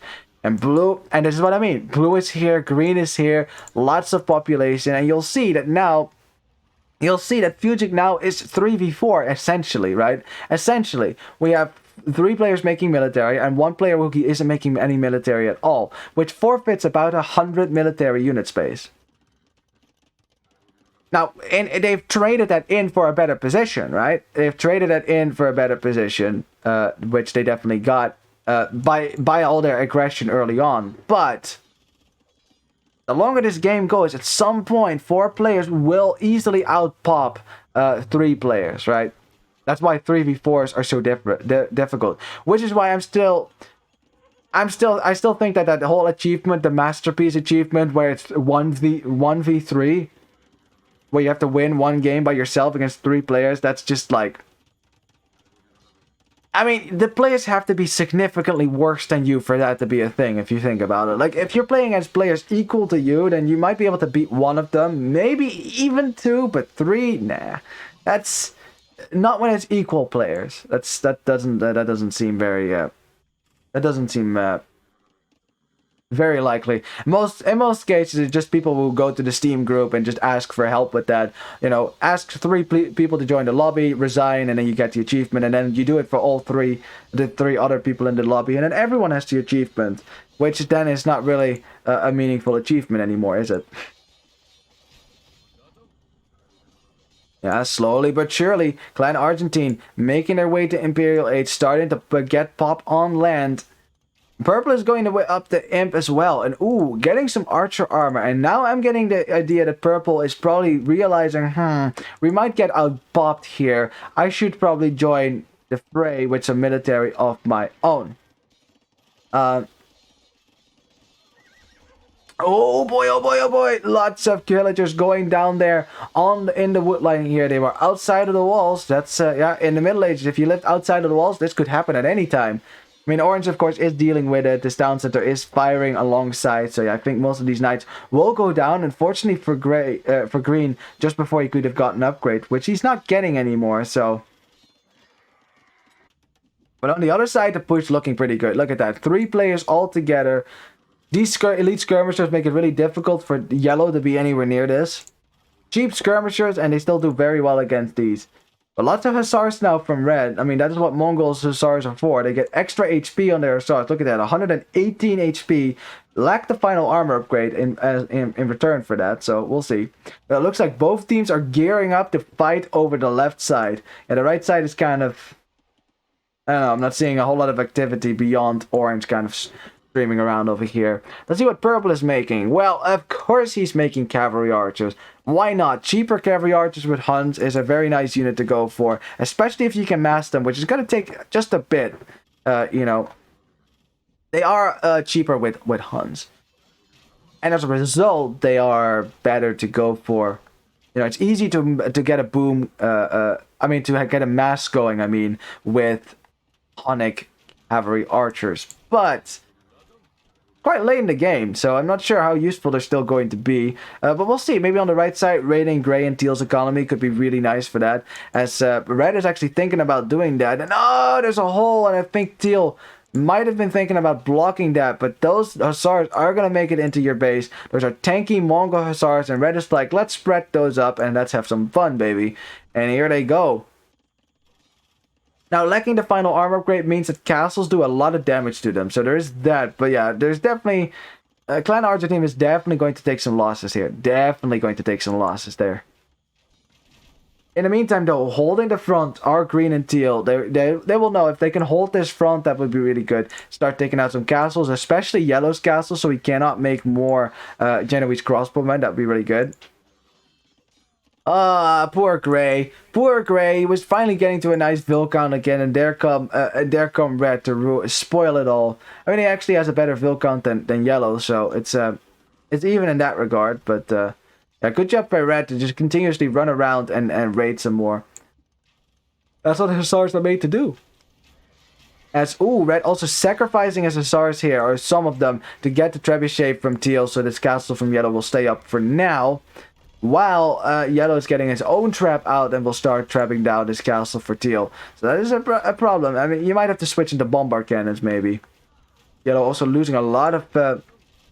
a bunch of arbalests, but saves them by hopping into the castle and then out of it again. On the other side, though, now purple and orange, you know, purple being here as well means that suddenly we don't have that problem anymore, right? Where FUGICK doesn't have the population to really push on both sides. That's not an issue now. They have the position, they can do it. It's very even. On the left side, this castle is probably going to go down because I do not think that these range units can deny that from happening. It's 3 trebuchets, so yeah, that's definitely going to go down now. Italian castle, boom, there it goes. Let's watch that falling animation. Ah, perfect. Gotta love those animations. They're really nice. Oh, and Orange, you see that? Orange, he wanted to run away from that because he saw the knights, but he did want to kill the TC, so he stayed around for just a second, just to strike it once more, so it would fall. And now, Gray will have to get a mill up, and if he wants to continue farming there. Blue for now pushing this back a little bit, but Red has some arbalests on this side as well. So it's like 3-player armies on either side, although Yellow is doing a great job holding this with mostly Genoese crossbowmen. Elite as well. With Bracer right now as well, so good. Castle for Grey still staying up, but I think it will go down sooner rather than later. Especially when Orange goes to the base of it and starts raiding the villagers and stopping them from repairing. Yeah, this should be the fatal shot. Boom, and there it goes. A Mongol castle going down. Not too valuable this time around, because the Mongol player wasn't going to go Mankindai at this point anyways. As we have a giant fight still continuing on this side, the Italian castle, of course, has since gone down, so it's not as good a position to have anymore for Teal, as Yellow is just casually taking gold over here. Well, that is ballsy. That is very ballsy, as you can see why. The enemy's crossbowmen are not essentially better than Arbalest. They have a bit more pierce armor, a bit more melee armor, but they have less range, so I'm not sure.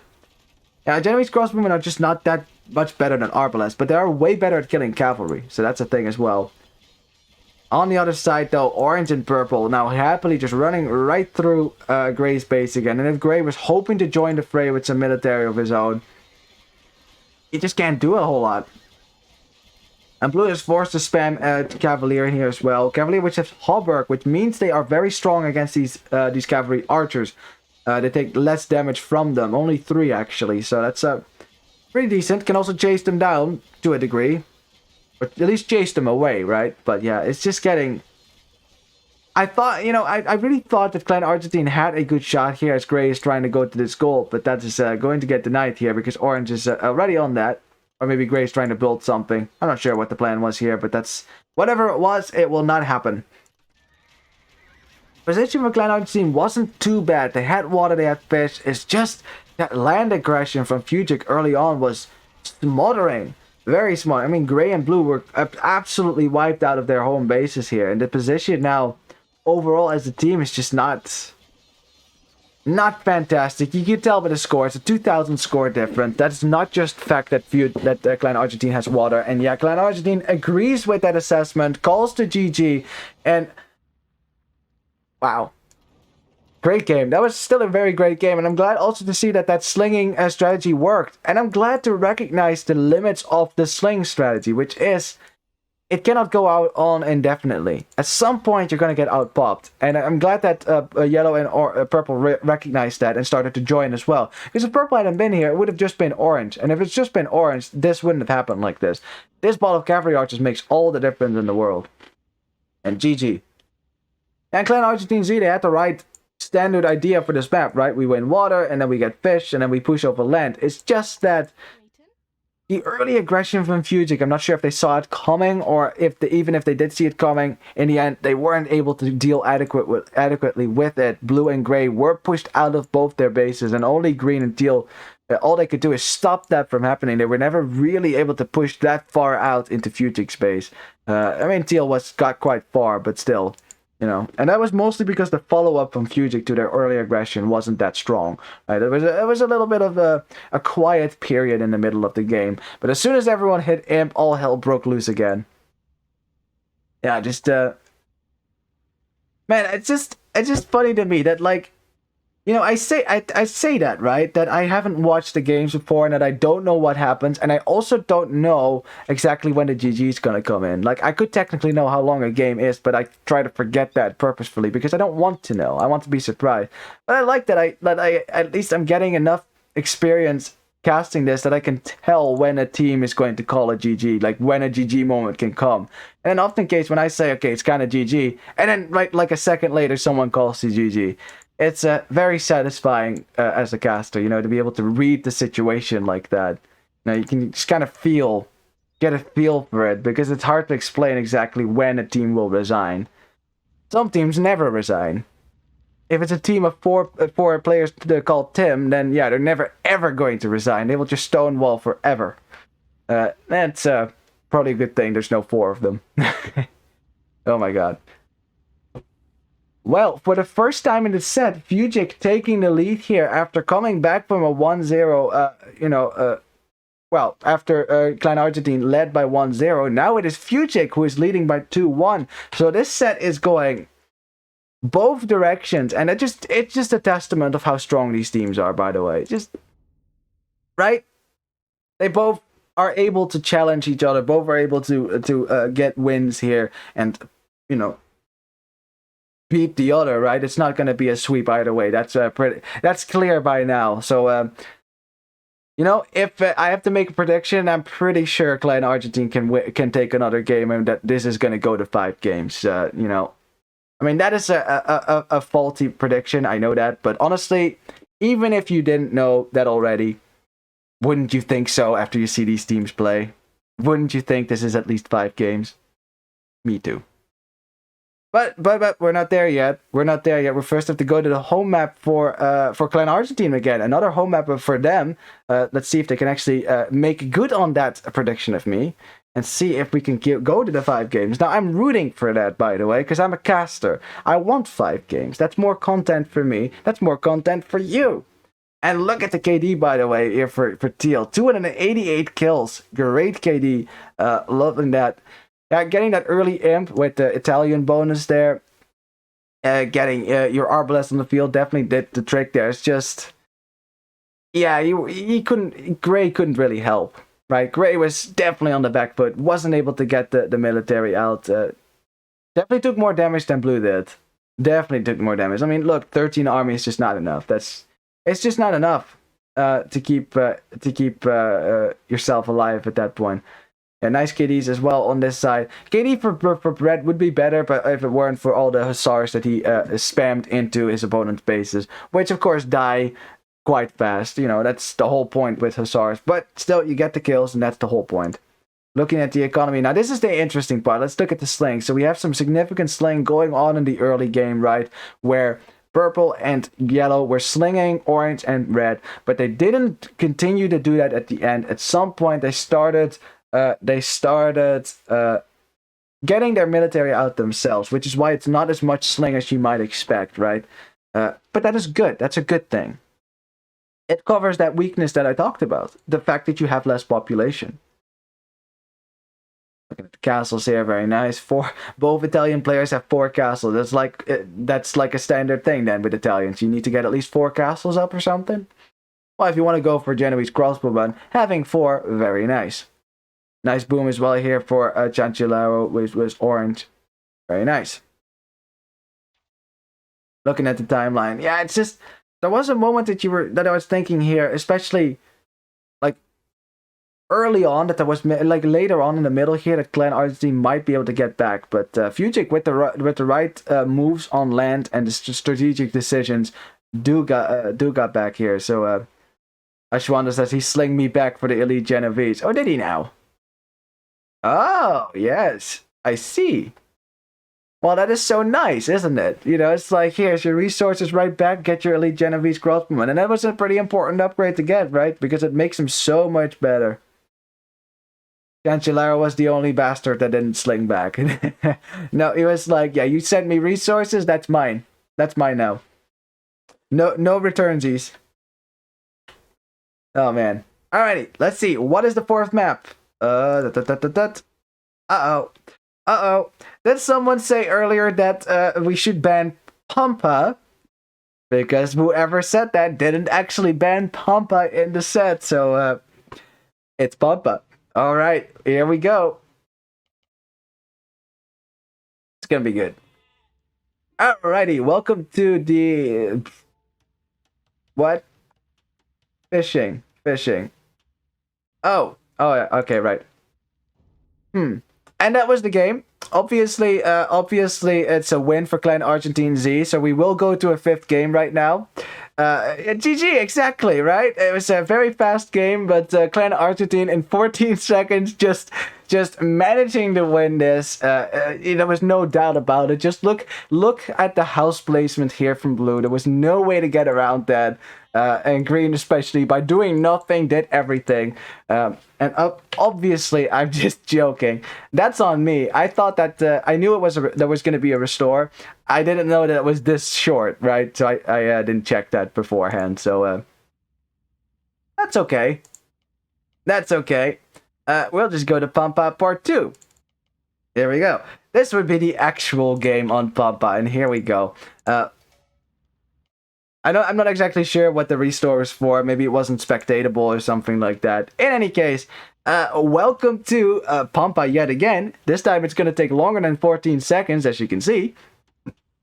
Or did someone drop? I think someone dropped them because this is actually a restore. So, oh, it's Sith mispick.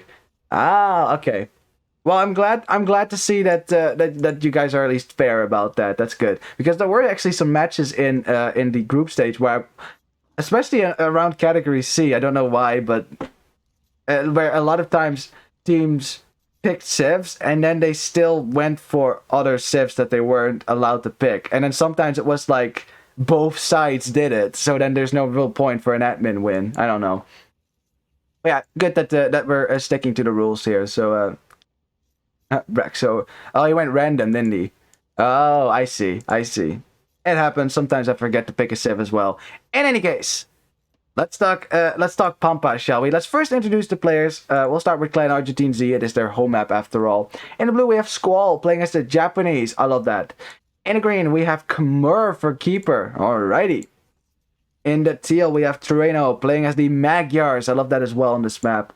In the gray, we have Alex Tremo playing as the Portuguese. Interesting. Far from water. No less dangerous. In the orange, we have Lueto going for Tatars. Uh-oh. We'll talk about that one in a second. In the purple, we have Chanchilaro playing as the Persians. Very strong civilization. In the yellow, we have Brexo going random as Wait. You weren't kidding, weren't you? He still went random. Okay, well, yellow is Malay then. Okay. Well, and then in the red, we have Schwander playing as the Byzantines, which I love as well. I think we can all agree that there is one odd pony in this bunch here. Why are Malay being picked this pocket? That is, he picked her Civ. Oh my god. Well, Rules say that when there's a change in the pick, enemy choose the new civ. Oh, right. Oh, that's why. So, because yellow accidentally did the wrong civ there, the restart, and then Argentine chose her civ. There you go. Okay, that makes sense. And they were trolling big time here. They were trolling big time. Okay, yellow, you have one job right now. You have to go for the Magyar strategy. Spam elephants. Punish them. Punish them for giving you melee. It's like, oh, you give me melee? That's fine. I'll spam elephants into your base. Let's go. Let's go, baby. I don't think... I mean, I'm hyping this up right now. I don't think that that's what we're going to what was going to happen, but... well, I mean, anything is possible. Ashwanda says, oh, you wanted to have Teutons here. Yeah, that I can see. That definitely makes more sense than melee. Now, why does melee not make sense as a pocket civ? Very simple. They don't have 2 of the armor upgrades for cavalry. You can see where that would be a problem, right? Yeah, you can see where that would be a problem. So, that is going to be fun for Brexo then. We'll see how that's going to go. Let's talk about the other sets, but first I want to talk about the map really briefly so we can talk about that. So, you know, Pampa is a very diverse map. There's lots of stuff going on. In the right, we have, between red and blue, always red and blue, there's a little pond with fish, which red and blue can fight over, a little mini 1v1 on water. Not a lot of space, so mostly fire galleys, so don't pick Vikings here unless you're going to troll. Seriously, you can't make fire galleys with Vikings in Feudal or anytime, so... yeah, let's not do that. Now, in the middle of the map, we have Atacama-like wood lines, which means it's like a maze running through the map. Lots of holes here and there, but not necessarily. And look at this. Look at this giant wood line. This is always a possibility. Runs from here all the way through here. All the way through here, is connected by trees in the middle right there, and runs all the way to the other side. So basically, the entire right side of this wood line is completely safe for Clan Argentine. And that is very lucky for them. Something that FUGICK does not have, because their wood line is like, it's like Swiss cheese. A bit of a map hacks for them, but that doesn't necessarily make you win. But, you know, it's nice to have. It's less walling. Although I'm pretty sure Clan Argentine, they won't know that until they scout it, so we'll see. In any case, on the left side, it's way more hilly over here. The literal pampas, right? There's some small clumps of trees, which also exist in the lowlands, but these clumps of trees are smaller. But yeah, on the left, there's some extra stone here and there. The extra gold is all in the middle of the map. So yeah, and then there's some relics here and there. And that would be pampa for you. Now, because this is hilly, there is one civ that can benefit from these hills, and that would be Tatars. Except that Tatars is totally cursed. As, like, very cursed. Now, I am positive that in theory, Tatars, because they have the hill bonus, should do well on a map with this many hills. Like, there's so many easy ways to get a nice engagement by moving to a next hill, and with Tatars, you get the extra hill bonus damage. Take less as well when you're uphill. Should be very dangerous, right? In practice, though, Tatars have lost 9 out of 10 games on this map. I've only seen one. Okay, that's not true. It's 8 out of 10. But there's only one game in which the game was won thanks to Tatars. There was another game in which the team that the Tatar player belonged to won. But it wasn't because of the Tatar player. It was in spite of the Tatar player. Because the Tatar player was kind of dead in that game. As Orange is going to lose that villager, because that is a Magyar scout, tries to quick wall it, but that's not going to happen. Nope. Unfortunately for Orange, we'll have to say goodbye to her. I hope he wasn't attached, especially to this villager. Orange trying to block that scout from escaping, but there's still a hole, and there it goes. A cheeky Magyar scout over there with the extra attack. Oh boy. Now let's see. Now we have 2 civilizations here which I think are in the best position to fight over this bond. One of them is red, and the reason for that is Byzantines. You know, you get good fire galleys because they attack faster. The other one is... yeah, the other one is Japanese, because your fishing ships just won't die, so it's much easier to stay on water. The thing is, though, red not really on time with the fire galleys here, so he's gonna lose his fish. So that is already a big head start there for blue. because he will have extra food. Japanese fishing ships work faster anyways, and with extra food you can get up faster, as Teal also sniping another villager over there. And I bet Orange probably pretty frustrated about that one. This is probably also the reason why Pampas is so difficult to play on this side. Because of all the hills, it's really difficult to get this wall. Like, for example, right there, that's a hole. Right there, no, okay, there's no hole there, but there's still holes over here. Giant hole there. It's so difficult to know if you fully walled it. So difficult. And Teal and Grey are just happily streaming through some units, but Teal Scout's not in position there. Was thinking about doubling back to maybe help here, but realizing that that's not going to help. Those archers are gone for, so instead, send the mech gear scouts right into the villager wood lines. That villager is a goner, and Orange will also have to abandon his gold. Ay, ay, ay, ay, ay, ay, ay. Orange getting punished right here. I'm telling you, the Tatars are cursed. They're absolutely 100% cursed. I don't know what that is. That's so weird, by the way. Like, in theory, right? Theoretically, it should be really good. But I think having a military advantage just you can't get around the fact that the Tatars' economy kind of sucks. Like, the only eco bonus they have is that their sheep and herdables last longer, and the fact that if you build a DC, you get 2 for free. Like, it spawns, right? As some nice quick walls there from Yellow to keep this out, but the house... Oh! That was close. Very close for Brexo there, who... Man, I really hope he's gonna go for elephants. I really want to see elephants now. It would make T90 proud. Yeah, obviously Blue is gonna win water, so Blue is gonna get a nice little food boost here. But if Yellow and Red translate, you know, that the fact that they're not investing in water anymore, translate that in some more land presence, maybe they can get a nice position in on Blue. Clutching on these archers, so they are potentially dangerous. Orange is, of course, now defending with some archers, which, yeah, again, it's just normal Tatar archers. They're just generic archers until you get Thumb Ring for free.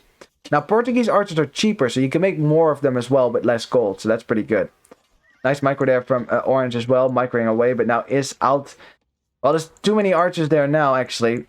Actually, it's the same amount of archers, but these aren't as weak. But yeah, Purple is coming to the rescue here as well, and is still chasing these scouts around as well. Teal trying to get in on the archers from Orange, but yeah, Purple's is going to deny that. But the hill is not in favor for the Tatar player. So not only do you not have the hill, you're cursed. You're fighting uphill now. Imagine if Orange had the hill, that would have been much better. But yeah, Orange is going to be down a bunch of archers, which means it's going to be more difficult to deal with this. With this force, yeah, so Orange is going to safeguard these archers, but the gold is at risk here, and Grey is going to go straight forward, so Orange has to fight here. Nice micro from Orange, though, snipes all these archers without losing a single one himself. Okay, now he lost a few, but nevertheless, nice micro. On the other side, we have Malay scouts, and man, would you ever think that you were going to see Malay scouts as the pocket pick? I don't think that Yellow thought he was going to see it either, and now he is it, so, you know. Yeah. I mean, rules are rules, right? Rules are rules. At least you get some really interesting, as Orange loses another villager there, you get some really interesting Civ matchups you would never, ever expect, but it is a nerf. It is definitely a nerf. Because right now, Scouts, it's fine. It's fine to go Scouts. You can get the armor upgrade, that's fine, but as soon as you reach Castellate, no Knights with the second armor upgrade for you. And they might think, you know, No, red and yellow might decide then to switch roles, right? Maybe instead of going... Nah, but that doesn't work either because red doesn't have the fish. Let's say if red had fish here, right? Had a lot of food, maybe he could start making knights instead of yellow. And yellow just go for archers. That could work in theory, right? It's not ideal, but it's better than going melee knights, please. But red doesn't have a lot of food, because he would have to expand into farms as well. So, hey, they might still do it. They might still try to do that. It makes more sense to go knights with Byzantines than it does with melee, but it's not an ideal situation, as red also has to abandon his wood line and is going to lose those villagers, or well, at least one of them. One is saved, but yeah. At least yellow has been making a lot of scouts. It's not like the melee player is definitely behind, but he will be next stage. Just by virtue of what he is.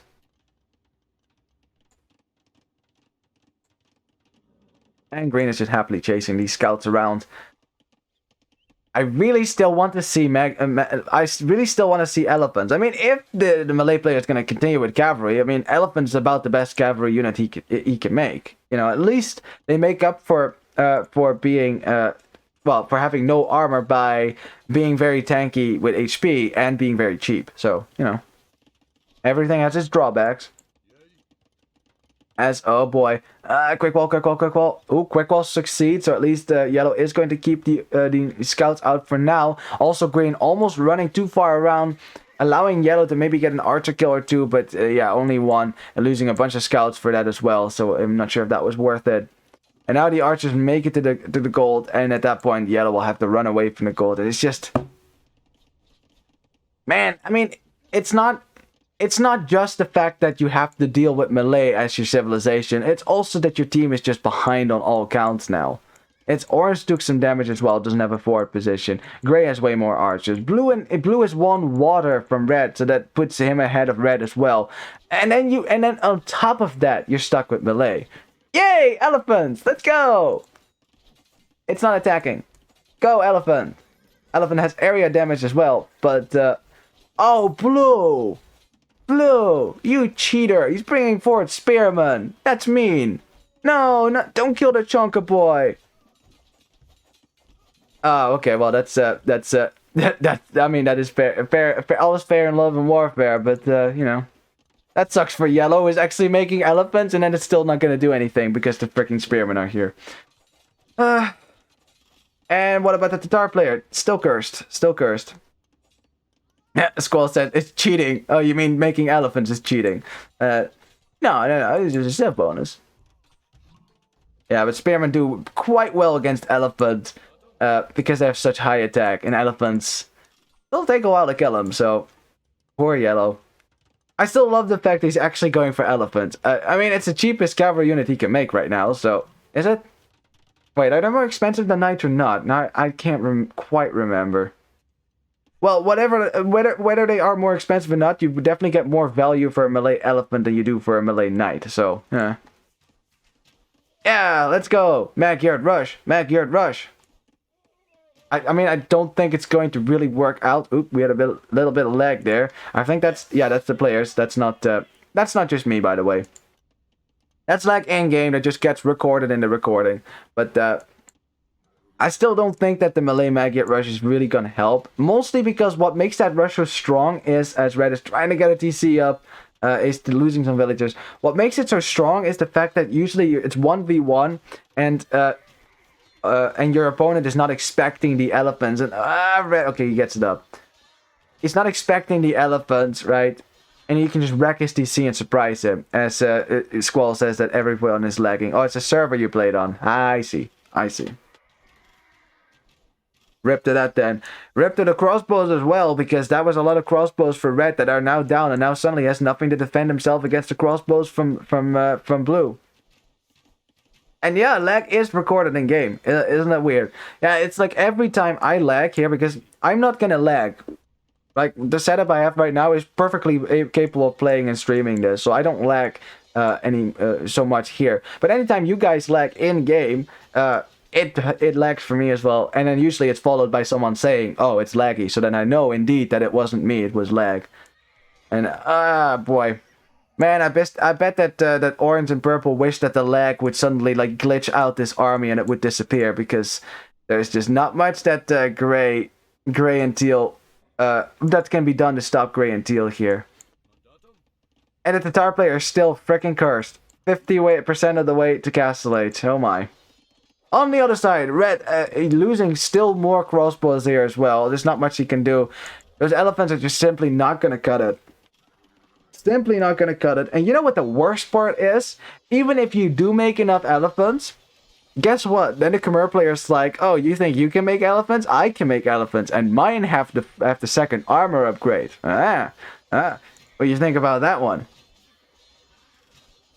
Yeah, the problem with elephants, they're too slow. They can't outrun. They can't chase crossbows at all. You need red to kill the crossbows, and then the elephants can maybe kill knights a little bit.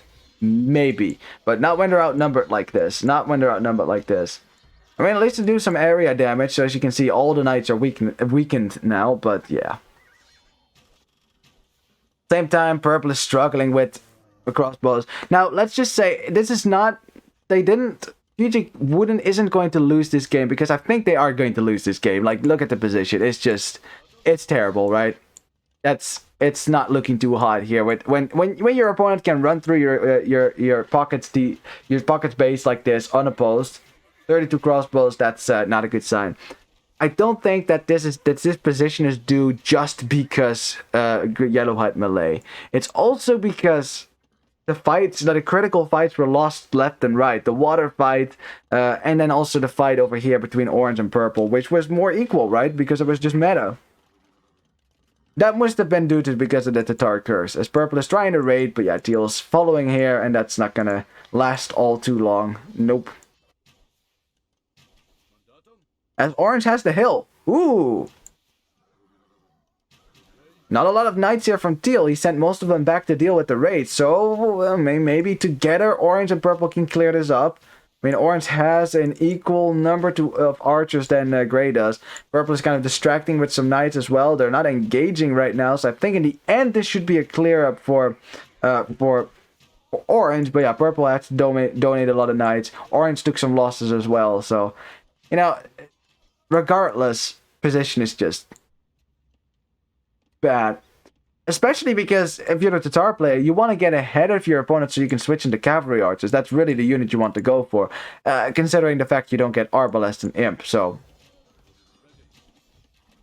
as yellow's still making elephants, which die quite fast because they don't have armor, do have a lot of HP. So, when I say fast, I mean fast for elephants, not for in general, because they don't die very fast at all. Actually do pretty good against archers if they can catch up with them because of the area damage that they do. See the trample damage? See that? That's one elephant damaging all of those crossbows, which matters a lot for crossbows considering they only have 35 HP. But yeah, red realizing, yeah, you know, that's not gonna work out for us. GG is called, and yeah, Clan Argentine Z winning a deserved victory. I mean, yes, definitely helped by the fact that your opponent has melee as the pocket sieve, right? That definitely does not help FUGICK, for sure. They were already on the back foot because of that, but they lost water, which is a lot of extra food for blue. They lost the fight on the left side, you know. Tatar player cursed again. I'm sorry, Tatar players. I really am. I really want the Tatars to work, by the way. Me making fun of the fact it's cursed isn't because I want to laugh at it and point at it and say, oh, it doesn't work. Why would you even try that? It's because I really think that it should work. That's why it's cursed. Because it should, but it doesn't. For some reason. But yeah, if you like put all those things together, you get this position, basically. A position that no team wants to be in. And with that, we actually do go to 5 games. I mean, this is not a surprise to anyone, especially not to the players in chat, who of course know exactly how many games they have played, because, well, they played them. Let's have a quick look at the statistics here. I especially want to know what the KD for yellow was. Yeah, that's... Yeah, melee elephants are not going to get you a very great KD. Unless, of course, you mass them and you melee rush your opponent, catch them off guard. I mean, that's a lot of fun, by the way. Very, very fun on Land Nomad, actually. No one is prepared for that one. But, yeah. Yeah. I mean, a good effort from Yellow, by the way. He didn't die... Like, he definitely didn't die during Feudal Age. That's for one, and he didn't die immediately in Castle Age either. So, like, he held on as good as he could, but he could never mass elephants. They just died too fast. So, yeah, GG. The KDs were just good all around for Clan Argentine, yeah, because they were the winning team. Looking at the economy. Especially look at the food count here, the food difference. That's 2,000 food difference between red and blue. That might not sound like a lot, but in the early game, especially for a flank player, that's a lot of food. That is twice imp right there. That's why winning fish is not essential to win the game, but it boosts your chances of winning the game. That's all I would say about that. Well, we have a tight Vil lead here for teal and for blue, but remember that is also fishing ships, so that probably explains why he has such a high Vil count. And yeah.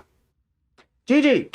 Well, get excited though, because that means we are going to go to the final game of this set, the final game of this day as well, of this eventful day, I would say. And it is going to be, oh boy, it's going to be Uyuni, and I honestly have no idea who is going to win this. Hey, wait, one of the teams is going to go for Melee now. Not Melee Pocket though, that would be something. Anyways, get ready for Uyuni. And And that was Uyuni. Obviously, Clan Argentine again win. Again, damn it. What was it this time? It must have been a drop, right? This time it was a drop, wasn't it? I thought I checked the games beforehand. That's my bad. Alrighty, well, I'm not gonna make the same jokes again about Clan Argentine winning by virtue of their Vil placement. You know, actually, if you look at score, FUGICK had a better score, so, you know. GG caster. Oh yeah, I win, that's right. If no one wins, then it must be the caster who wins. Exactly. Alright, now we're going to the actual 5th game, and here we go. And yay, people are playing. Perfect. Alrighty, welcome to the 5th and final game of this incredible series between Clan Argentine on the right bottom versus FUGICK on the left top corner. The final game of the day will be decided on Uyuni. It is 2 versus 2. Whoever wins this game wins the set and thereby becomes the 3rd place champion of Virgo Cup Category A. A hard-fought victory for sure. Both of these teams could do it. Both of these teams are so evenly matched that I honestly have no idea who could possibly win this. Really, I have no idea. It could go either way. Of course, I guess FUGICK is probably helped by the fact that this time they picked the right civilizations. Yellow went for Teutons this time at all. Okay, no Melee Pocket anymore for Yellow. I think now he can show what he's worth with Night Play. So let's go. Let's introduce the players. We'll start with FUGICK since they lost the last game. In the red, we have Lueto playing as the Japanese. In the yellow, we have Brexo playing not as the Melee, but as the Teutons this time. The exact polar opposite of Melee. You know, no armor versus all the armor in the world. In the purple, we have Chanchularo playing as the Berbers. In the orange, we have Daimwin playing as the Magyars. Ooh, on the flank. Is that cavalry archers? I think so. On the other side, we have Alextremo playing in the blue as the Tatars. Yep. Tatars should work well on this map as well, but I must say they're less cursed on this map than they are on Pampa. It's really Pampa where they're cursed. So we'll see. We'll see how Blue's gonna do with that one. In the green, we have Terreno Tierra playing as the Huns. Perfect. In the teal, we have Soda Stereo playing as the Berbers. I like that as well a lot on this map, by the way. Great pick. And in the gray, we have Melee for Lean. And no, this is not a pick from FUGICK. This is Gray actually picking Melee as the flank this time. I mean, well, you know, because as the flank, Melee are actually not half bad. They're actually very decent. So let's talk about Uyuni, shall we? So Uyuni, it's all about, again, the gold in the middle. When is it not about the gold in the middle, huh? Well, if you're playing a gold rush type map, there's simply no other possibility. It is a gold rush map after all. Now, there's lots of gold in the middle that you will want to control for the late game, but of course it is a risk to go out there, because if you look at this terrain right there, that is correct desert terrain. If you build a building on that, it takes more damage from your opponent. So buildings just die faster when they're built on this correct terrain. Not on the rock terrain, by the way.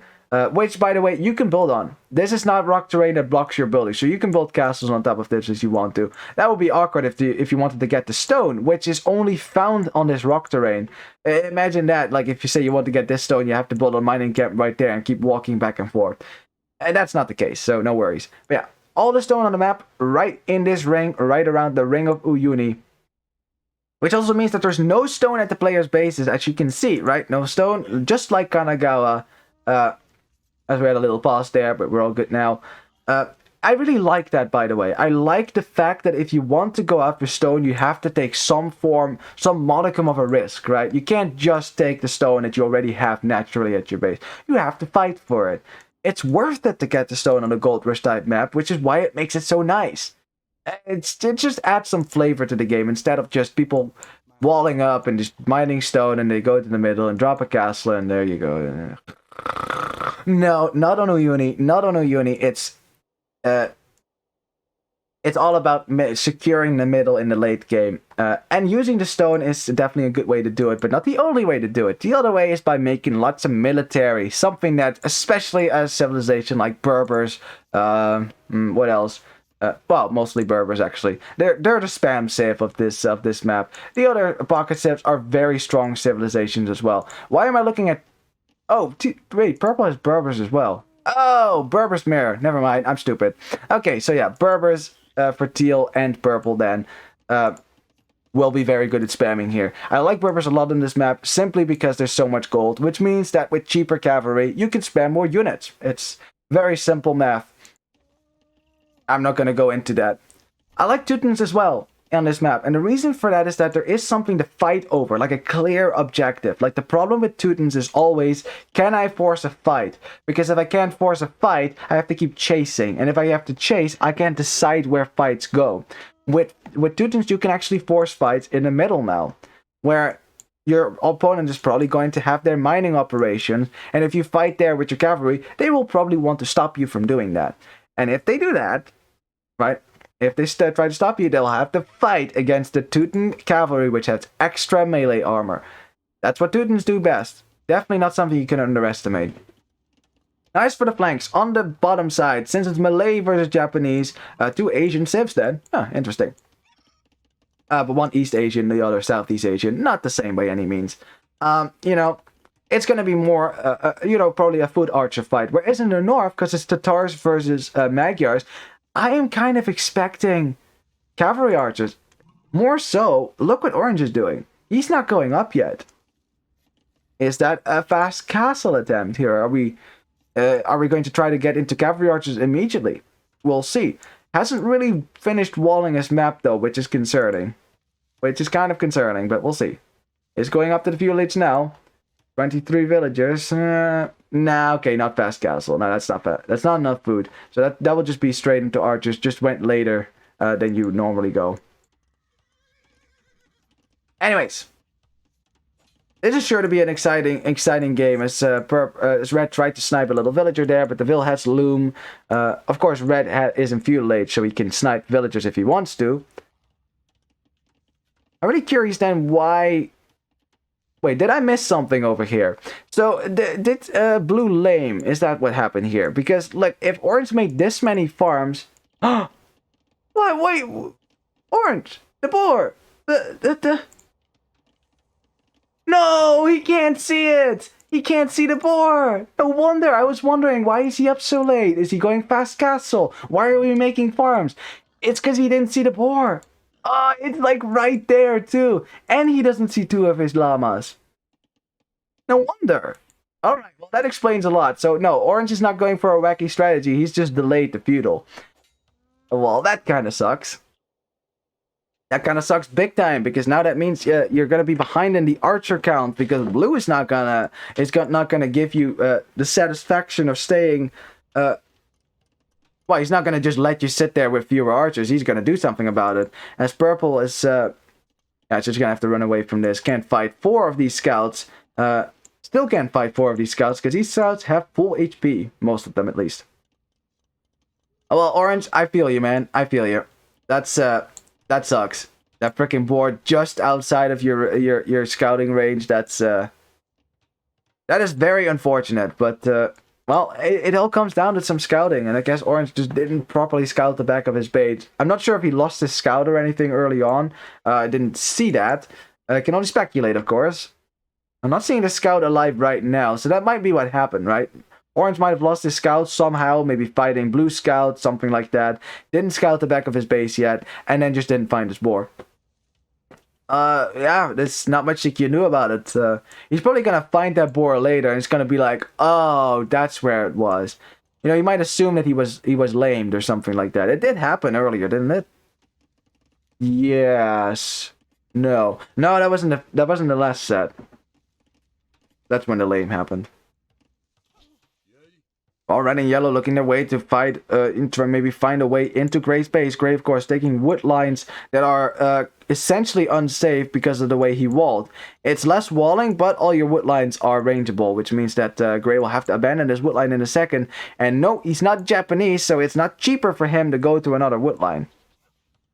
On the other side, purple is trying to harass blue and green, who are harassing orange.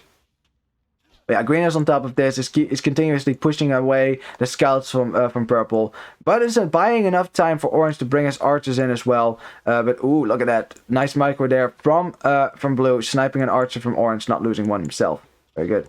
On the other side, yeah, Gray has been pushed out of the wood line, goes to the other wood line, but guess what? That's not safe either, and Red's like, that's cute. Let's go right there as well. So then you collect 100 wood over here just to have to build another lumber camp to the left. And then you have to build another lumber camp because that's not safe either. Ooh, purple though, finding a bunch of reinforcements from blue, as blue also lost a bunch of archers himself. Orange keeping his pressure out with a market wall for now. Snipes another archer, but is gonna lose one as well. Yeah, purple is trying for some kills. He's trying to get some kills, but lots of these scouts are already weak. So, not as many scouts as purple actually thinks he has right now. And it's orange also losing the few archers that he had over there. And just continuous pressure from green and blue. They want to get through here. And orange already towered his gold. He already knows what time it is. He knows that he's not safe. On the other side, though, Gray under siege by yellow and by red. As Gray actually tries to sneak an archer through a hole. A hole that is now used by red and yellow to get in Gray's base. And Gray is like, ah, man. As Teal's trying to get into the archers from red. Does make it though, but red is smart enough here to try to snipe as many archers from Gray as he can, so that Teal can take fights. So that yellow can take fights. In the end though, Teal with way more scouts produced than the Teuton player is going to get the clear up, and that was a good defense there from Teal and Gray. Very good indeed. On the other side, still blue, still trying to get in here. These markets aren't cheap for the Magyar player, by the way. He's not Bohemians. No, he's not Saracens. Bohemians don't get cheap markets. It's Saracens who get the 75 wood market. And yeah, at that point, if you're going to build, if you want to fill a whole a square 4x4, market is the cheapest way to do it. 4 houses is more expensive. Now, honestly, I don't know why you would want to put houses in that shape necessarily, so, yeah. But, yeah. Well, red has some archers to fall back on, and when I say some, I mean 17, which is quite some, in a feudal age. So that's, he's fine. He's fine. On the other side, though, orange, he was just already on the back foot from the start, but has stabilized quite well. The defense has held. The walls have held as well. But it's gonna get pushed off his berries now. Ooh, losing a villager there. Almost lost the second one as well. So blue will be very happy with that one, and will try to break into the base over here. Which, if he backs up a little bit, he can use the hill bonus to shoot. Yeah, exactly. As I say it, he does it. Exactly. Probably thinking it as well, and also making space for green. That might actually be the primary reason. Who knows? Purple still hanging around with some scouts. Is up to Castle Age, but that's the question. Is orange going to be alive by the time that purple gets up? We will find out in about 2 seconds. As orange wants to drop a tower, and that tower is gonna go not up. It's gonna go not up. That's not even a word. That's not the right way to say it. In any case, ouch. And orange lucky to not lose that many villas. Only 1 villager. Could have been worse. But yeah, now you have an unfinished tower, which means you can't build another one. He probably bought that tower as well with his 2 markets. It doesn't make it doubly cheap, by the way, having 2 markets. So just for those who were thinking that. Gray besieging red. Teal is chasing yellow. Nope, it's all about orange right now. As also green, making it up to Castle Age, gets the light cap upgrade, and light cap are way stronger, way better at killing villagers because of their higher attack. Look at the difference there. More HP, more attack. Not necessarily more armor or anything like that, but well, he has the +2 on his light cap already, so that's oh man, orange is getting punished right now for not finding his boar. Or whatever happened, but he's getting punished for it right now. It's just been consistently behind blue, and has been consistently behind blue and green. And purple has done what he can, by the way. Purple has done what he could to try, to keep green and blue out of orange's base. But in the end, like I said, the defender always loses, and this is what I mean. It just, at some point, they will break through. At some point, they will do damage, and then you're behind. Yeah, so orange will have to find a way to defend himself. One thing, I don't think cavalry archers are on the menu anymore. He's gonna click up now, so we'll see. We'll see if he is still gonna try to do so. Remember that Magyar cavalry archers are generic cavalry archers until you get the Imperial Age upgrade, which is the recurve bow. Which, oh god, no, Chanchilero, not again, not again, not another TC tonight. 7 villagers going down there. Ay, ay, ay, ay, ay. And once again, the TC is denied. And please don't delete this one. Oh boy. FUGICK kind of falling apart in the north right now. Orange and purple so far behind right now. 27 villagers for orange, 31 for purple, 31 for, no, that's for purple. Either way, low vill count, you get the gist of it. And gray is still alive. Gray's still alive. They both have big armies over here, like crossbow v crossbow, so it's fine. Red and yellow really need to get a push going right now. Really need to get a push going, because if they can't get a push going and purple and orange start to lose way more ground than this, then I fear for the continued life of the FUGICK team in this match, as purple is sending back his vills in the trust that his knights will be able to defend his base. Orange, though, helping out. Archers can still kill crossbows. Their attack is not like so low that they can't kill crossbows. That's not a problem. And the clear up is there, so at least blue and green have lost their forward force. So at least there's something. But purple and orange are on the back foot. They just are on the back foot. As orange just makes it to Castle 8. Has some potential crossbows over here, so maybe they can, with some all-in aggression, can maybe push blue and green back. Might be a possibility. Ooh, interesting though. Yellow's knights finding Teal's town center and killing his villagers as well, and as well a lot of his scouts, I think, and knights. Whatever, he killed a lot. Whatever they were, he killed a lot of them, and denying the TC as well, which Teal has to abandon now, which means he cannot drop another town center because he doesn't have the stone quite yet. Wait, did he lose exactly 200? How did he lose 200 stone? Where's the other one? Huh. Okay, I'm confused.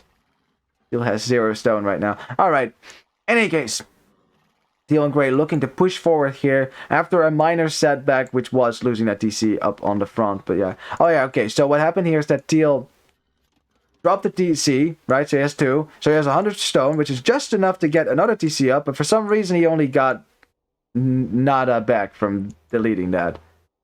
Or did yellow destroy it? That might be the case too. If yellow destroyed the TC, then teal doesn't get any stone back, which might explain why he has 0 stone right now. On the other side, we have cavalry archers coming out for the Tatar player. I mean, obviously, when you're ahead like blue is, you can go for cavalry archers. And cavalry archers, especially when you get bloodlines, have way more HP than normal crossbows. Less range, but more attack. They are really the better unit if you get ahead with them. And ahead they are, as orange tries to take a fight, but that is +2 knights here. Luckily, purple has enough knights here to defend, so I don't think that green and blue should be too presumptuous running in here. But, oh, good from blue, though. Sniping crossbows while green is fighting this.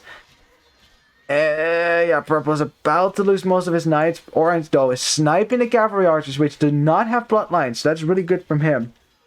And thinning out the numbers there, because with cavalry archers, it's all about the numbers. If you can keep the numbers low, they will never pose a threat to you.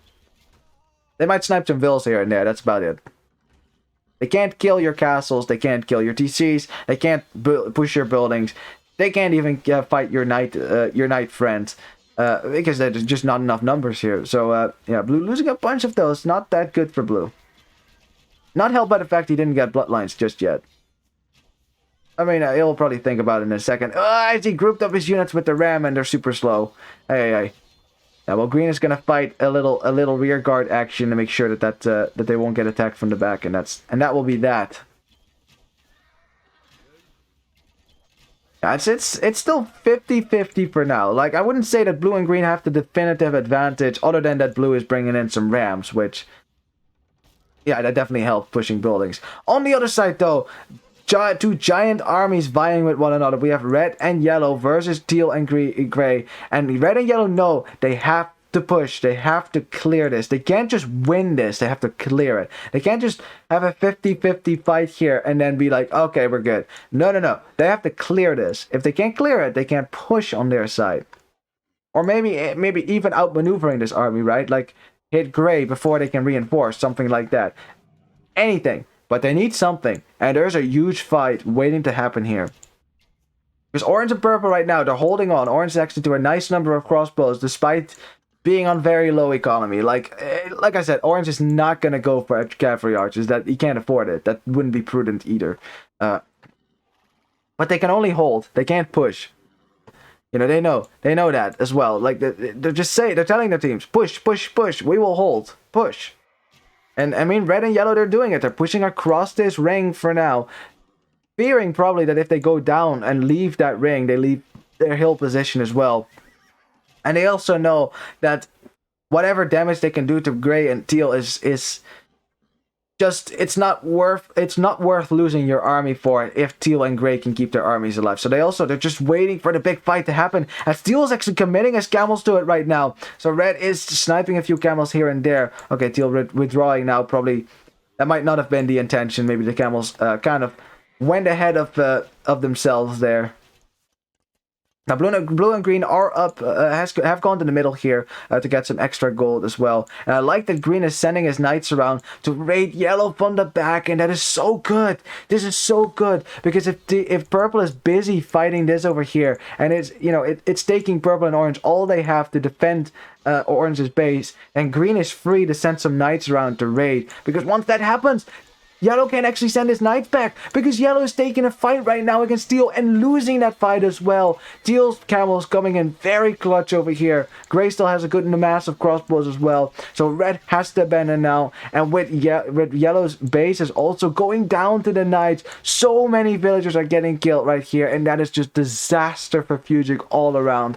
The position for Clan Argentine is so much better. Yeah, from the very start when orange didn't find his boar and fell behind to blue and green, and now with blue massing cavalry archers. I mean, orange and purple, they're actually pushing out right now, but only because green isn't here. Green is busy destroying town centers, that's why. And look how fast TCC goes down. Look at it. Look how fast it goes down. It's because it's on cracked terrain, right? And red also realizing that, he's like, yeah, that's not going to stay up. Let's evacuate the villas right now. Try to do so in time. Red might even wanted to have repair that, but unfortunately didn't have stone, couldn't repair.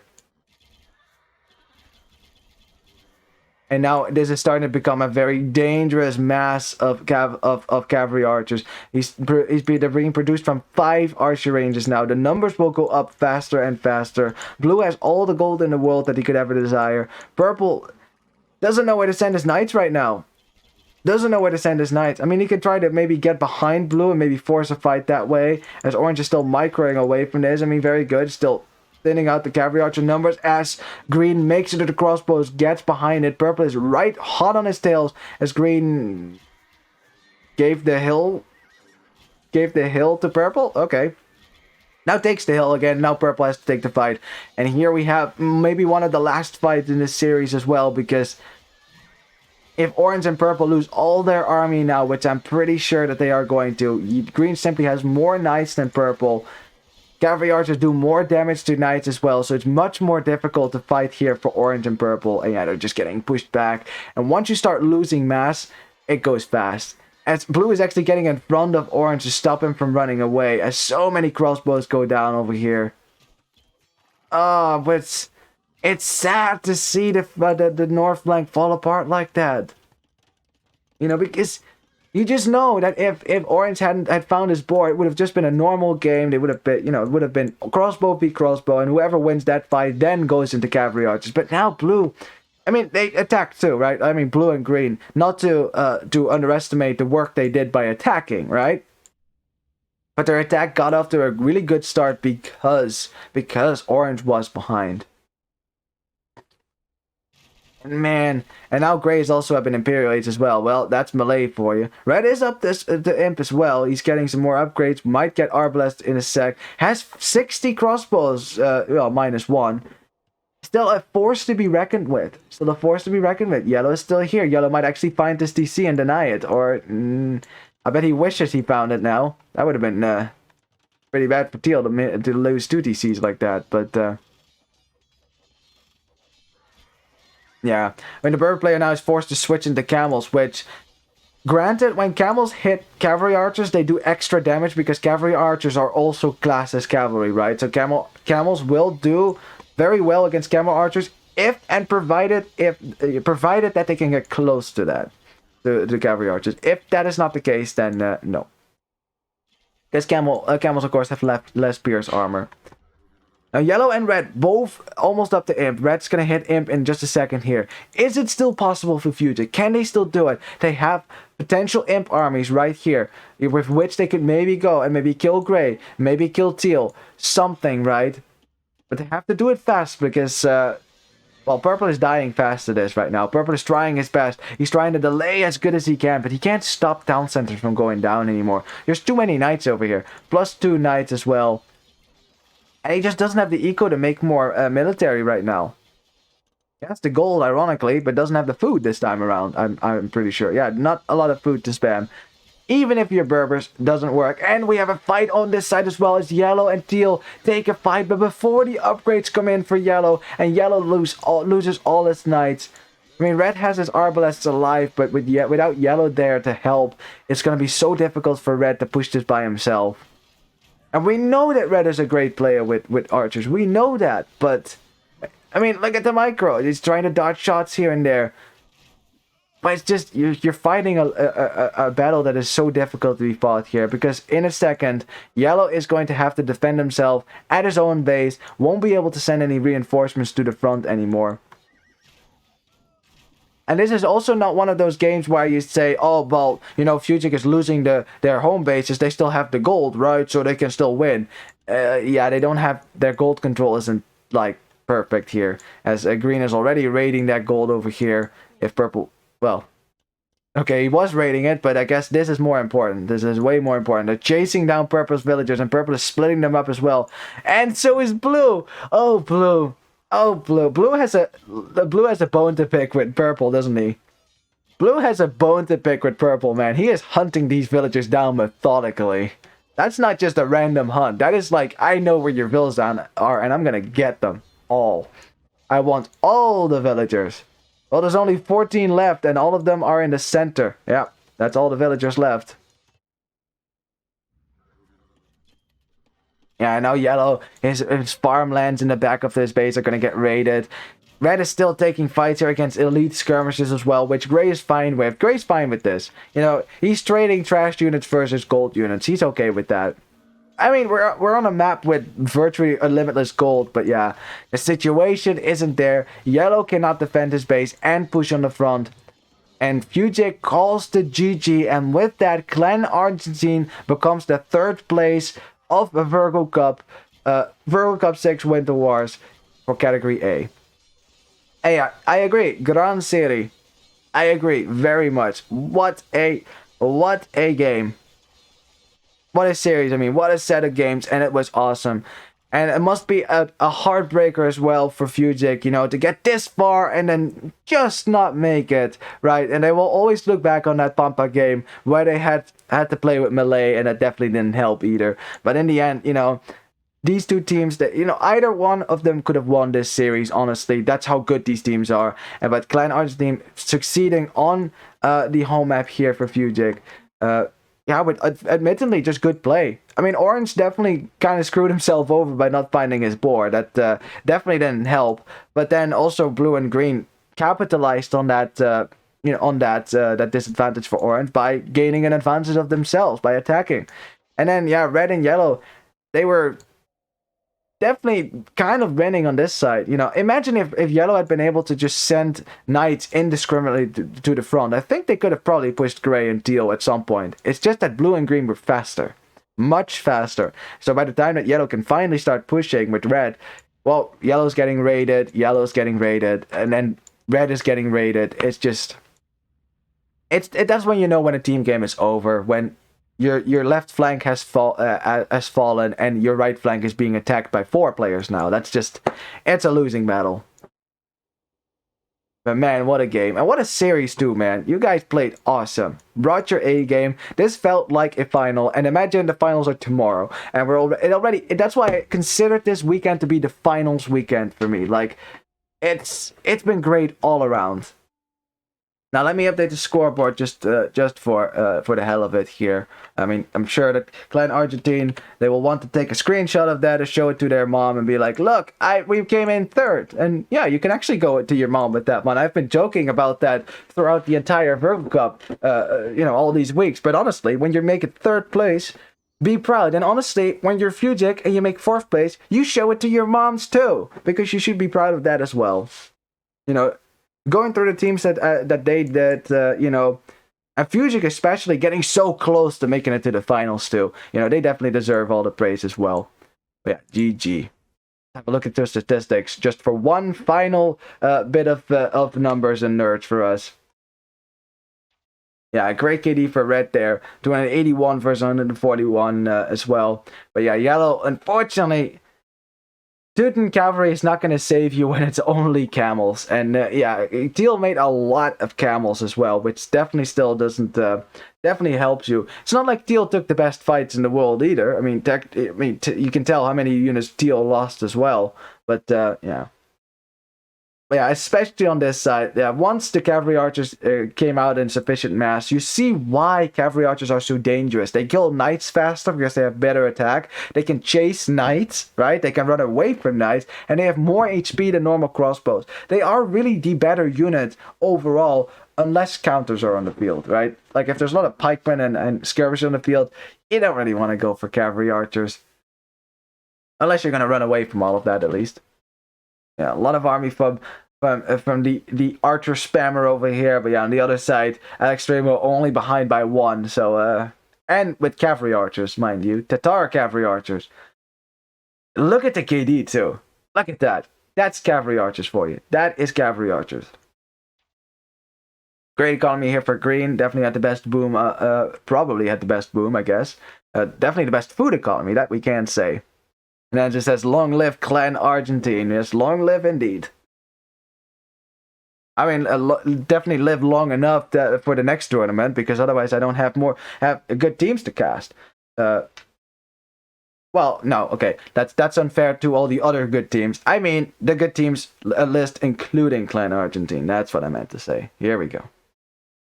Got some slinging going on as well. Very good. Green showing some of his extra resources here. Here, blue, take some food or something like that. Get up the imp, make some CA, something like that. I don't know what this was, but that's what I can imagine. Yeah, but yeah, green, great boom. Because they were ahead on that side, green could easily add all the villages in the world, right? Easily. Like, he wasn't gonna get pressured. Yeah, and orange, don't beat yourself up about not finding that board. That happens to us all. That just happens, and he probably assumed it was lamed, maybe, because he couldn't find it. Laming is allowed after all. But yeah, it sucks when you don't find a board, and because of that, you're behind by your opponent. Like, you saw Orange had a way later uptime than anyone else, as you could see. They're 12, right? So, true noob, is it you? Man, yeah. Looking at the timeline tells you all, but yeah. Congratulations to Clan Argentine Z for their victory. Good luck next time, of course, for FUGICK. And man, this was a series G to the G.